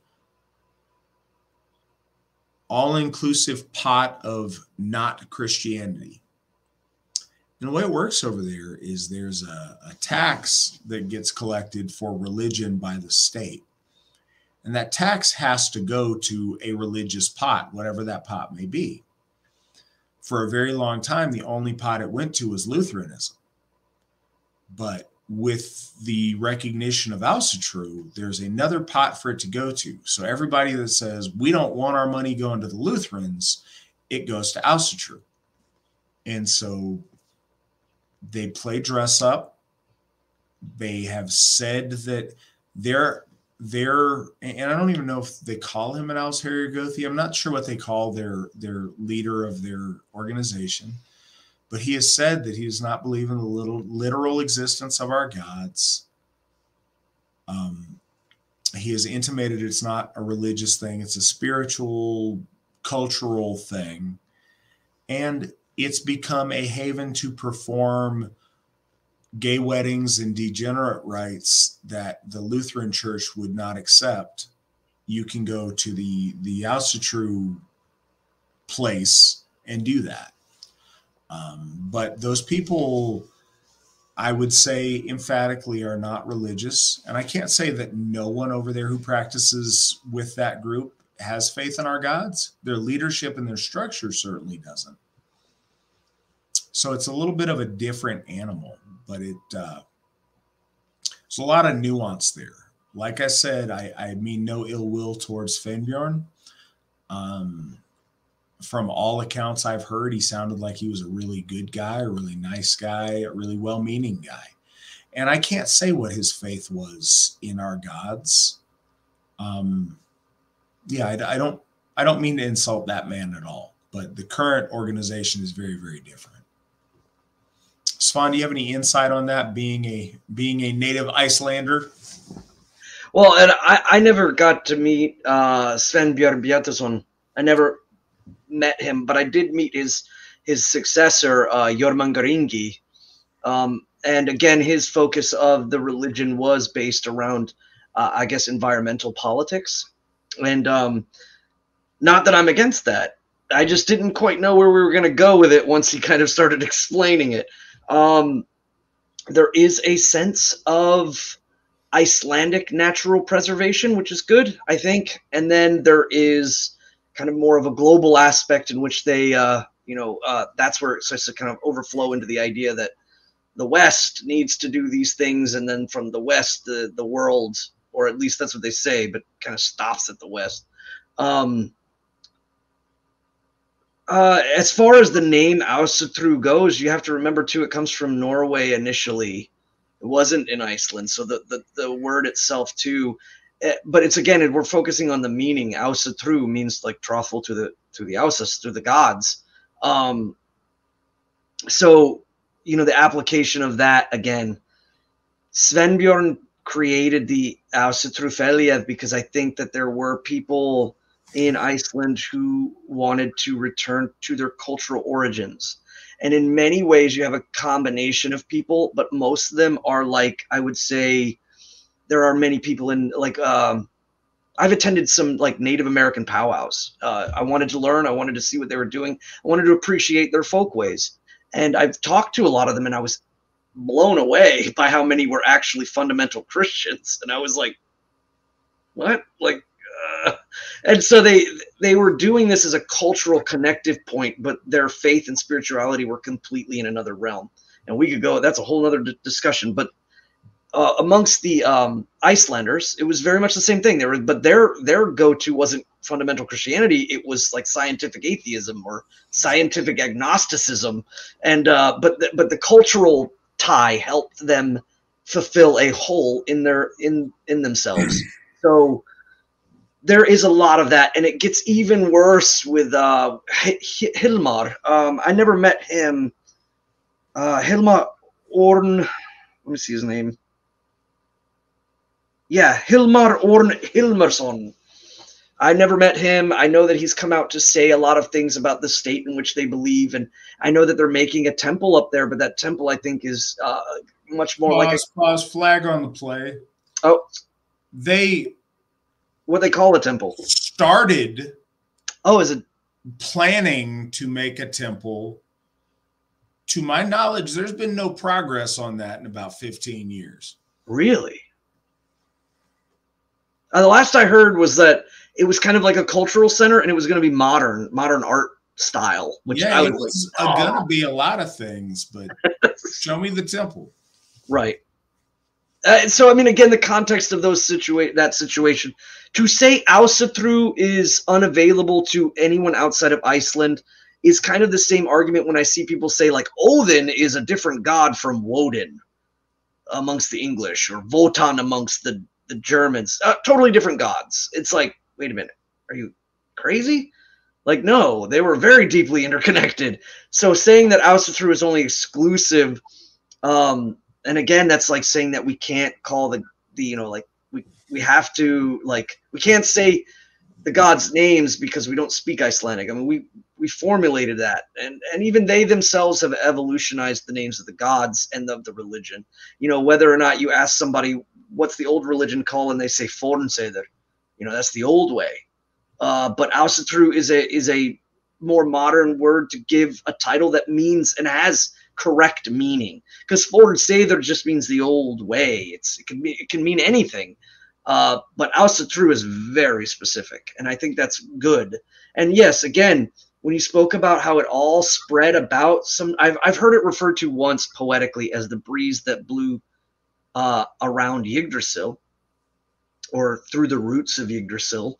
And it was his time. And I think that it's important to know that our gods, again, when they speak those spells, what they know they're doing is they're going to fracture out a web of action, and what rises to the top is the victory, is the ones worthy, and the others will fall away. That's how they understand that even in the souls of men, it does apply into the houses of the gods. That spread gets painted across the souls of all the folk all over the world. But who's going to rise at the end? Well, that's what the gods want to see, because that's the way the gods work, because they know that's the purpose. So Bob Guy asks, and I saw this when it came across, this was in reference to the remarks I made about homosexuals. What if we have family members who are gay? Bob, if you have family members who are gay, or anyone else listening, I'm sorry to hear that. That's very rough. And I mean this. I don't say this glib, and I am sorry if I come off that way. I'm sad that one of your family is going through a very serious mental illness. That's very unfortunate. It doesn't change anything that I said. Right or wrong isn't determined by your relation to people who do a practice. Theft is bad. If I have a brother who's a thief, I may still love my brother, but it doesn't make theft not bad. As far as when it comes to watching children, you're going to do you. So I talked earlier about when our Gothar are ordained, we have this tremendous responsibility to do this right. And under that, our Gothar make choices. We together as Gothar, and ultimately myself as Osiri Gothi, make decisions on fundamental elements of our faith and our practice. Those carry a tremendous amount of weight, and we take them really, really seriously.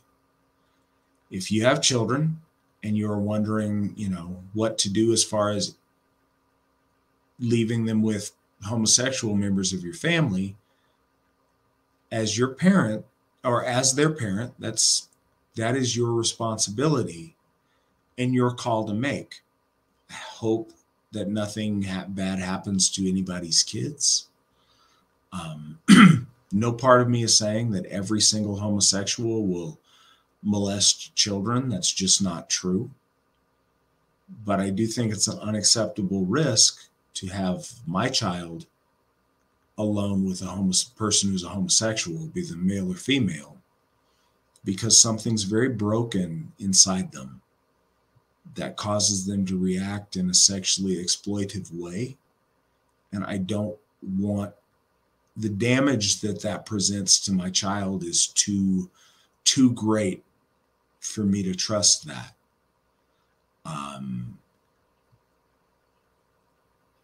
It's your job to make that decision for your family.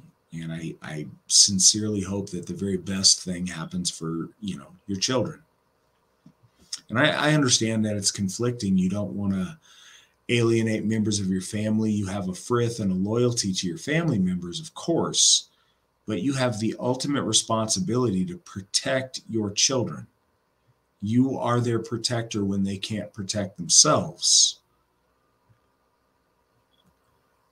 And please make the best decision you can accordingly. And that's the best I know to tell you on that.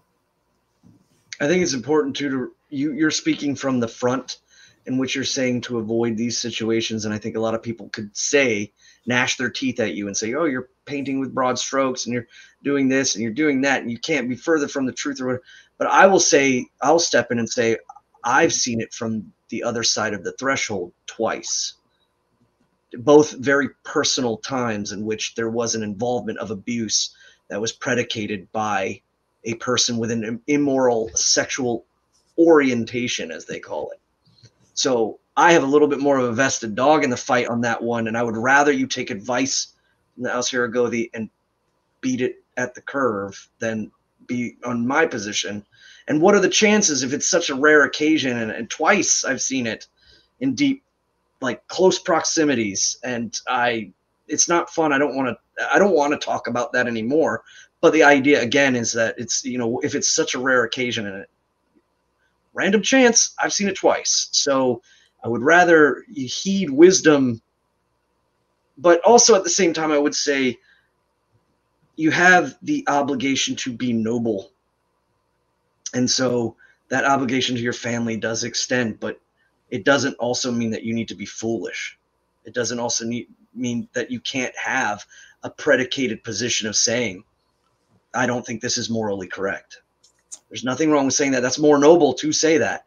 But at the same time, you should be aware of everything and formulate the ideas that you are responsible for your children. And there are some situations that you wouldn't want them to be in.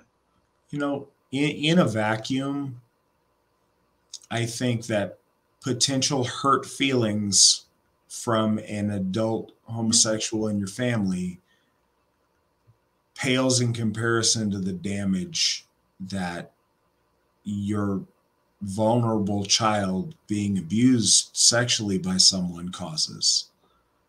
And I think that, it's an unfortunate situation you find yourself in. You got to do the best with the cards you're dealt. And I would think that an adult member of your family that's made adult choices to live a lifestyle that is embracing of mental illness, I think they're in a position where they can take one for the team and just be a little bit offended if it means protecting your child. And if they're kin, then your child is their kin, and they should want the best for your child. And I think that a lot of them deep down know that probably better off keeping their distance from that influence. For Allie, low stakes. Okay, cool. So folk builder Allie Clausen is hosting an event. One of the first times we've had anything big in Nebraska. That's really kind of an uncharted territory. I know that, there's not a huge amount of population there. It's a place that I don't think I've ever been. They're having their Hexanacht/May Day celebration on April the 14th through the 16th. It sounds really cool. It sounds like it's going to be an awesome event. If you are anywhere close to the state of Nebraska, please think about going to that and helping them have the best event possible. I appreciate you plugging it. It sounds like it's going to be a really cool event. I wish you guys the best with it. And we've got some really good people in that part of the country, and it would be great for you guys to get together and get to know them. Antonio, if someone is homosexual, man or woman, how can we protect our children without being disrespectful towards the other individual? Is it shunned, or is it a sin in Asatru also? Yes. First, unfortunately in life, very often you can't do the right things very often you can't make any choice in life without offending someone. Yes, you are a homosexual member of your family may very well feel disrespected. But as I said just a minute ago, their feeling disrespected does not matter to me if the choice is that or my child being sexually abused by an adult member of their family. And most often, that's where we see that abuse happen, is within the family, unfortunately. It's a very toxic situation. And I'll say this, and any of you out here who are listening to this program, if you're a homosexual, this isn't aimed to be disrespectful. If you know homosexuals this doesn't apply to, then, factor that into your experience. In my experience, every homosexual that I've had an interaction with enough to where they would tell me these things or I would know them, very, very often that has been because they themselves were sexually abused as a child. homosexuality tends to pass itself from generation to generation through abuse of children, even by people that they themselves have been victimized. That's part of the mental illness. It's part of that cycle. And at the risk of disrespecting homosexuals, I'm happy to do so if it protects my child from being victimized from that. And I hope that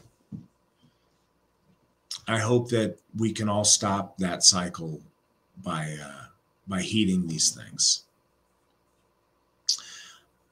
But as far as is it a sin in Asatru, we don't look at the world in those terms or use that word often. But yes, by any linguistic understanding or any other understanding, it absolutely is. It is not a behavior that is approved of by our gods, not a behavior that is approved of by our ancestors, not a behavior that is approved of by us. And it does make you ineligible from joining the Asatru Folk Assembly if you're a homosexual male, certainly. And kind of a note on it, and I know different people will say different things. If they say something different, they're wrong. Our ancestors viewed that, according to Tacitus, the same way they viewed cowardice. Other high crimes, they would make an example out of the person, so other people learned, don't do those things because it's bad. But cowardice and homosexuality, they submerged those people into the bog that the stain of that was so disgusting that they didn't want to see it. They didn't want to speak about it. They didn't want anyone to see it because they were so ashamed of it. And that's where we're at. Even in Iceland, the women that was grounds for divorce. If there was a speculation of that kind of activity, that immoral activity, then that was grounds for divorce. They would leave men because of that, or vice versa, by law.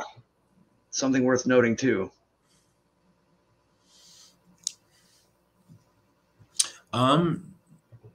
Nick asked, do you have an opinion about the theories surrounding ancient Aryan origins, Atlantis, evolution, etc.?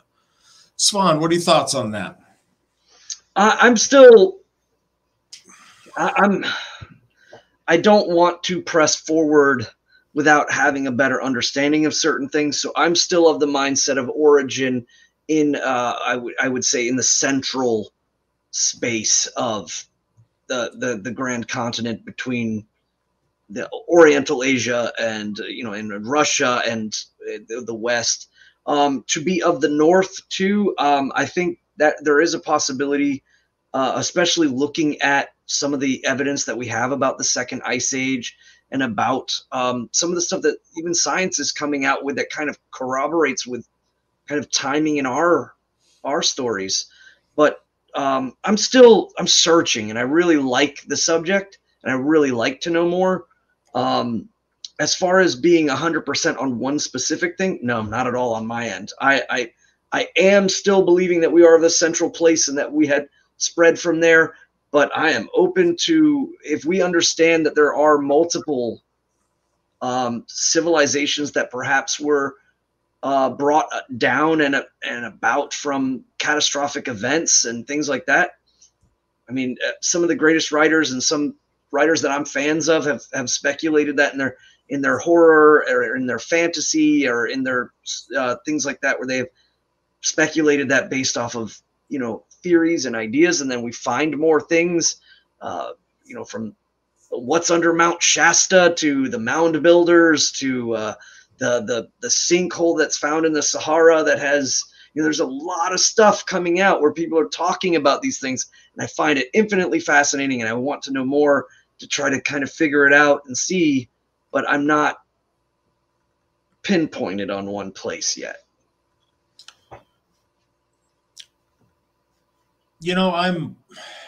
The further back into prehistory we go, the harder it is to have definitive conclusions. I tend to think that we have a polar origin.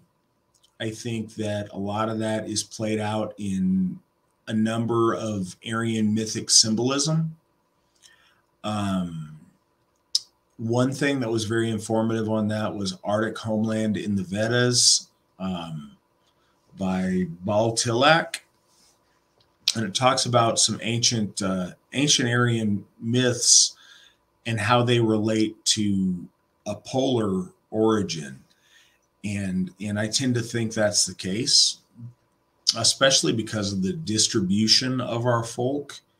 And I don't think there's one very concise migratory wave. I think it's much more like our folk were pushed out by ice ages into different northerly places and then down from there. But those things are really fun to learn about.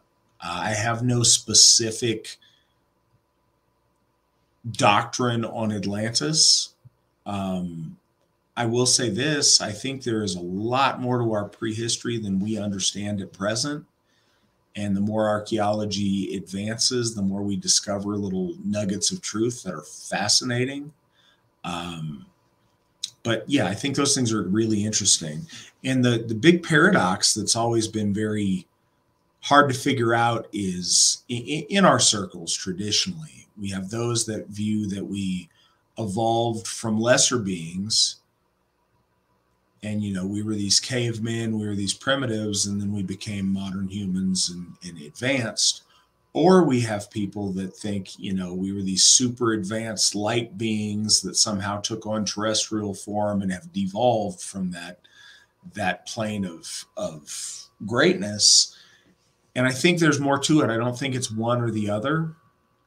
I think it's just fascinating. One of the things that fascinates me is the idea of white people in America pre-Columbus, but certainly pre-Leif Erikson. The idea of like the Solutreans and things that way is really, really interesting. I don't have a hard and fast answer on it, but I do find it very fascinating. Next question is, do we have any members of the AFA in Iceland yet? We do not have any members in Iceland currently. We have had a member in Iceland. That didn't take enough root. The population there is relatively small, and they didn't maintain as a member by themselves. But I hope that we have some in the future. I'd love to see that. Next is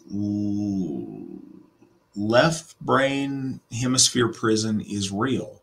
Free this bondage from the chains that bound us.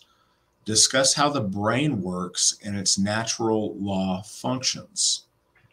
Sounds like a good question for Svan.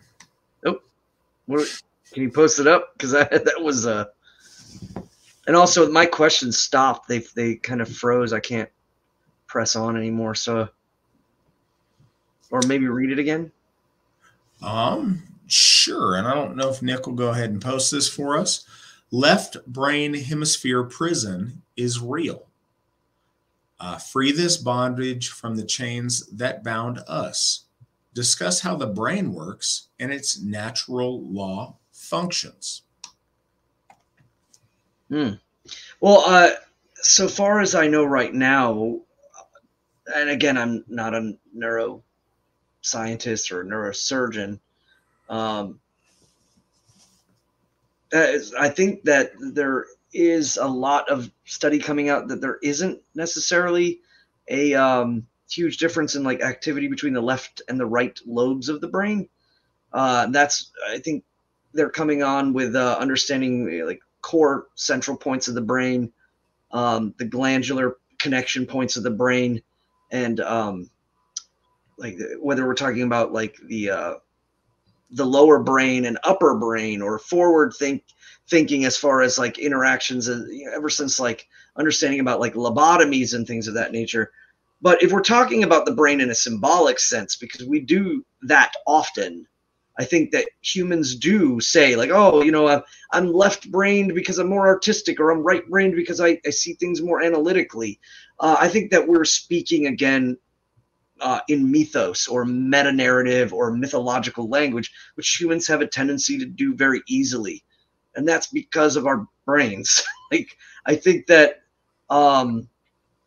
understanding that there are higher elevations of our brain and lower elevations, and then there can be possibilities that both of those upper and lower functionings of the brains can go misaligned. They can suffer problems. They can also be opened up, sometimes through trauma, sometimes through high stress moments, things like that. I think that's an amazing subject to study on, is seeing where a human's brain function because of perhaps a medical growth, or the insertion and exertion of a bullet, in which they've had different things happen to them, in which they begin to understand things, or maybe pick up languages faster, or hear colors. And there's fascinating things in the brain. I think that right now, historically, looking at the left side brain, right side brain is kind of conducive to politics, just like how Christians might look at something being upside down as being evil. They're speaking in colloquial meta narratives. And I think that, yeah, when we find that kind of talk about the left brain, right brain, in that spectrum of things, it's quite funny, because you see a lot of where critical thinking is removed a lot of times, I think, and the irony of like being woke or being aware is not, it's quite kind of the opposite half the time. Especially that got put on display for the last like 2 years on the media, on the internet, everywhere. You could see people just proclaiming the movements of grand enlightenment and science, and you know, they're and then they turned out kind of not right about anything. And then it was like, oh, well, yeah, we were just kind of told that was the case, and we went along with it because it just made us feel smart. So you see a lot of that. I think the biggest thing for us is to, again, build our thought processes off of action and deed. And then before you act and before you commit to deed, you think about what you're doing and you think about what you're saying. And that will free you from a lot of your mental prisons, I think, that people have. When this day and age, we suffer a lot from solipsism. And if just the idea that the only thing that's real is our thoughts. And it drives us into this place because we see a lot of things through the screen. We see a lot of things through the phone or hear it, and it's all kind of separate. And like little astronauts, that's how the solipsism kind of came about, was the astronauts started having problems connecting to reality. The best way to do that is through deed and critically thinking before you commit to deed and to speech. Little things like that will help free you. That's about the best I can do to tackle that question, Elsie. No, you know, I'm not a neuroscientist. I don't have that to add. What I will add that is unrelated but kind of fascinating. Some of you may have heard me talk about this before, but my mom is going through the advanced stages of dementia. And it's a result of a series of strokes that she had. But I went, and this is a long time ago when her mind was much better than it is currently. But I went to get an MRI, a brain scan thing done with her one time at this neurological clinic. And it was fascinating to watch because they showed me a normal brain and they showed me hers. And there's so much with memory and things that she'd just lost. And it was hard for me to, you know, and I don't know if anybody out there has dealt with a family member, a close family member that's been going through dementia, but it's a hard thing to do. And it's hard for all the emotional reasons, but it's also just damn frustrating. This person you got to deal with, and they're this huge pain in the butt over these different strange things. And somebody you've known for your whole life is all of a sudden drastically different. And there's all these things that it's very easy to get upset at. And it's very taxing. It was really informative to watch the brain scan, because I got to see that there was a quarter of her brain that was black, that no electronic activity was happening in. And you could see in a real way that you could visually quantify, like, just how much of that brain is not functioning. And so, I mean, this is not either here or there. It was really interesting.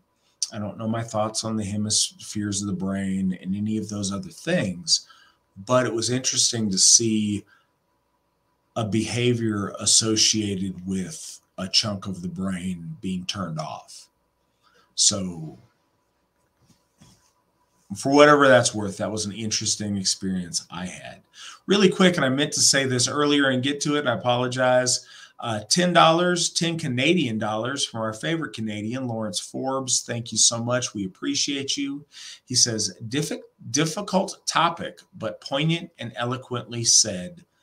Asatru, Gothi, Matt, and Witan Svan. And I think this is when we were talking about the homosexuality. Right. Thank you, Lawrence. I appreciate that a lot. We always appreciate you. I'm glad that you're listening.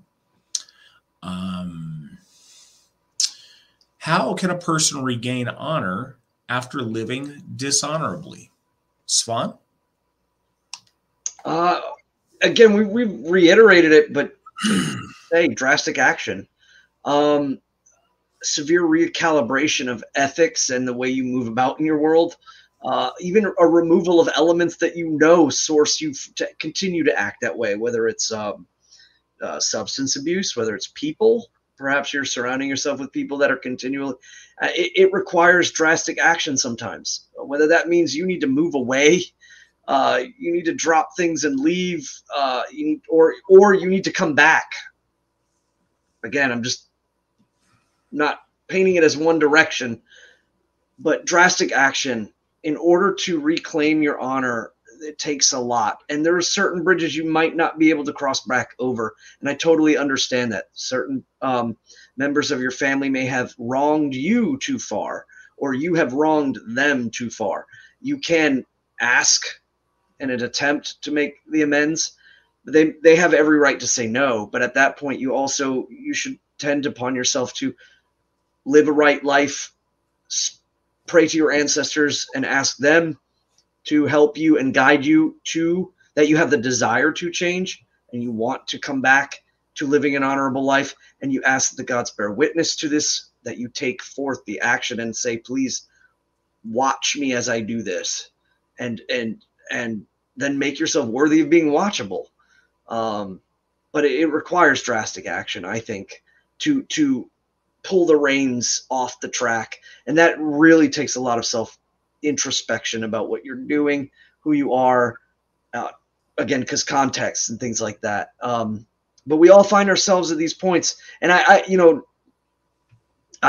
look back at my life and see parts of my life where I was like, I was not honorable, and I worked hard.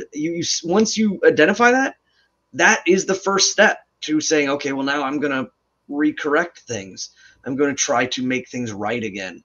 And it starts with yourself. And so, if you have problems with certain people, separate yourself from them. If you have problems with certain substances, stop them immediately. Start working your way towards being a better person and get out there and, physically make your change, however that manifests. But it can be done. You can rectify the wrongs of your honor, and I think rebuild and surpass. But then why stop? Keep going. Yeah, it's a difficult question to ask because it depends on what shape the dishonor took. The first, and I've said this earlier, is fix what you broke. If your dishonorable behavior has caused a measurable harm, then rectify that harm to the best of your ability, or counterbalance that in some sort of compensation to the person that you've harmed. If it takes its form in a different way, then as Svan said, you've got to outweigh it with good deeds. You've created a debt with your honor. that you need to not only, because fulfilling that debt doesn't make you good, it just brings you sort of back to neutral with the memory that, yeah, this guy's kind of on the level now, but his reputation is crap because he's done bad things. Do so many great things that it outweighs the bad that you've done. And that's the best thing to do. And sometimes that takes a lifetime, depending on the scope of the dishonor. But rebuilding your reputation through good action, through right action, is the only hope of getting past a dishonor, or of regaining and rebalancing things in an honorable way.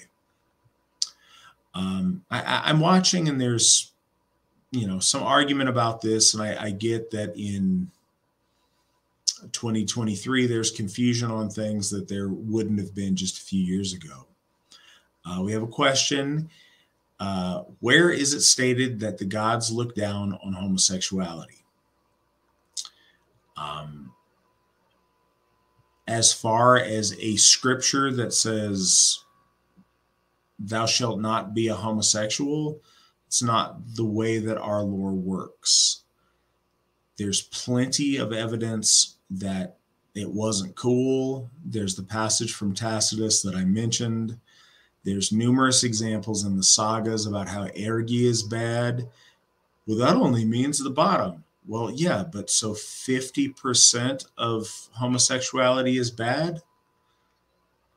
In a consensual agreement, if half of the people who are involved in that consensual agreement is bad, it kind of implies that at least 50%, it means de facto that 50% of it is bad. Kind of implies that the rest is not great too. But where is it stated that the gods look down on homosexuality? On 11/11/23, Alsheri Gothi Matt Flavel says, the gods look down on homosexuality. It is a predatory and dangerous mental illness. This right here is where it says that. You can also look at the insults that in the Eddas, that when they're leveled, when there is an insult towards it takes the form of either incest, it takes the form of like treachery, takes the form of like bending, gender bending, or transformal change. Like even it's seen as alien and not right, and that was in context to our ancestors. They knew that when it was mentioned that somebody had changed shape or changed their purpose, it was seen as an odd thing. It was seen as something that wasn't quite right. Where is this going to go? And it culminated to eventually metastasizing into a malicious state in which it was thrown at, you were, twisting your body into being something else, or you were being this, or you were being that, you were being incestuous. Those insults are leveled. You can see that. And they're insults for a reason, because they were seen at that time as being bad, as being immoral, and that having those insults levied at you was bad. So when the gods are doing it, when the gods are receiving those insults, especially during the Lokasana, that's the point of that, is that it was clearly seen as an insult. And the fact that it wasn't met with violence or met with an egregious hand, which eventually it was for the purpose of that rolling out of that entire mythos. But again, the insult still stood. And so they weren't, ever just laid about because, or, that's just the way it is. These insults were clear when they were thrown at Odin, when they were thrown at Thor, when they were thrown at Bragi and at Frey and at Freya. There's a lot of these insults that lay down that it shows the premise of it is not good. I'm noticing continuous commentary on the side by one individual. I think he is misunderstanding what we're doing. We're not building our faith on the writings of Tacitus. That's one source that does tell us something about our ancestors. He points out that we, build hofs, but Tacitus said our people like to worship in the woods. Tacitus said a lot of things. Tacitus is coming from Rome that's very, very civilized with lots of advanced building materials that have been around for generations, especially during the time of Tacitus. He got to see the transition of Rome go as as Octavian said, from a city of brick to a city of marble. He got to see those things be erected. And our ancestors in Germany weren't at that stage yet. They didn't have grand buildings at that point. But that's really beside the point. We build our faith on an ongoing interaction and relationship with living and existing gods that interact with us. We don't draw, aha scriptures out of some tome. That's not what we do. It's not the basis of our faith, and it's just not a realistic approach to life. So I think that you're confused in how we practice our faith or how we structure our faith. Do you have any healing programs for dysphoria? No, as a church, we don't have any special programs to detransition people or to get people right with their mental health towards their sexuality or their gender.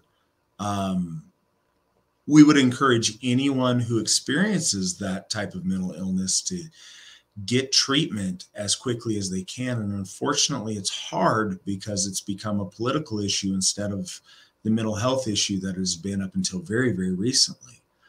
But we would encourage people to get help with that. One of the things that when people are damaged in that way, it's not safe for us to have them around our children, so we don't. But yeah, I hope all of those people get the help that they need and can come to a much better position in their life. The suicide rate of homosexuals and people who are confused about their gender, especially if they've taken steps to change their gender or the outward manifestations of their gender, I should say, the suicide rate for that is shocking and devastating. And it's a sad legacy of the political climate that we're in, that's the case. Last question of the night. How important is the use of old languages, bearing in mind that, for example, Odin can be translated lit as the mind and Odin cannot be translated? I don't understand the last part of the question. I'm sorry. Svan, do you have a perspective on how important the use of ancient language is? Yes, absolutely. Let me see. Translated lit as the mind, and Odin cannot be translated. Oh, okay. So I think I kind of get what's being said here. What you're talking about is specifics to Odin and Odin is the English or the English, modern English translation of the Nordic word, in which they wanted to write it down so that it could be said by English speakers, because if you're used to speaking certain languages, your verbal sense might be different. Asking an American or a German to roll their R's is very different than asking someone who's like a Spaniard or even like a Scotsman who speaks English, but he might be able to learn and pick up and roll R's much easier. Yes, the biggest thing is that we have translations of, like, say, how Elder English spoke of the gods when we talk about Thunor and Woden and things of that, and we could see them in our days of our week. But what we have is, as Christianity was taking over from underneath and spreading through its machinations over a series of many years. I mean, we're talking a couple of centuries. the last bastion of it was in the Nordic lands. So when it was finally written down in the 12th century and compiled, of course, English scholars are going to try to correlate those. So, like for instance, in English, modern English, we often denote gender by adding an a at the end. So in Iceland and in Old Norse, the goddess Frigg became Frigga. The goddess Idun became Iduna or Iduna. And again, that was our linguistic take on making the names of the gods more relatable. But again, with the beauty of modern times, we have the ability, we have so much information at our fingertips that we can research and look and see how and map out how the names of the gods have morphed and translated. Some of them have dropped away. The Lombards they called Odin or Wotan, they called him Godon with a G. And then it's still debated of whether or not that G is a hard G or a Y sound. So it could have been Eodon. There's lots of cool things that we can do to follow and see. And our ancestors did not have access to this massive spectrum of knowledge about understanding the gods. I just think it's really important that we learn. And I'm not saying that you have to learn an old language, but it's really good to understand how our languages have morphed over time, the branches of our languages. And it goes even further because it can extend into our lateral families, understanding how the letter P and the letter F changed in the word father. That's a very interesting, cool thing to learn. And then you begin to start to see more and more of that. And, understanding the difference between pater and father. And it's really amazing. Language is such a very cool subject to study. And I think, again, Odin and Bragi are deeply connected to the way language works. I think Odin is connected to the overall magic, but also to the return or the exchange of information. I think one of the bounties that Odin gave us in his breath was that we as a being can project ourselves into an unknown future, both place and state. Animals don't seem to be able to do that. I think that's really, really interesting. But also too about the power of language and how it's transformed. And then of course innovation of language, understanding that like the reason why the Thor would be called like Donner amongst the Germans is because the TH was removed for the printing press and the D was placed in as a substitute because it was just easier for printing. That's really cool to me. Or the Swedes, how they call Thor Tor, more with a T sound. I thought that was very interesting too. So, language and knowing language and just kind of getting an idea of the environment is really, I think, worthwhile. And it should be based, maybe if you speak an English language and you want to learn Anglo-Saxon, that's a cool thing to start. There's lots of like free apps that you have now, like Memorize and Duolingo. And I don't know if Babbel is there yet, but, or understanding Gothic.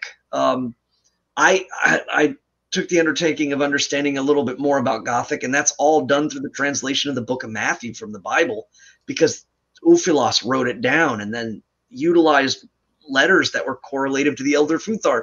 So began to understand a lot. So understanding that. I do say this, though, when it comes to using it in ritualistic use. On a personal level, if you understand well or you construct a prayer to the gods and it's a testament to your study and you want to act that devotion out by speaking in that language to the gods, that's cool. And I think that's awesome and good. But when you do it with others and they don't understand what you're saying, you can cause a draw where they might not fully understand that part of the situation that's going on. So bear that in mind. Or if you do that, you can, add translations to ceremony by giving them pieces of paper so that they can read and see. And then all of a sudden they hear the words you're saying and reading them in their native language. And they're going, wow, those are really similar. Like, I understood that part. That again is building parts of that. I think that's a really wonderful undertaking, but it is not it's almost like a hobby. in the sense that when you do come down to speak to the gods, speak to them with earnest and with feeling, and sometimes that is best done in your native language. But studying other languages and ancient languages, yeah, that's a great undertaking. Nothing but benefit, I think, will come from it.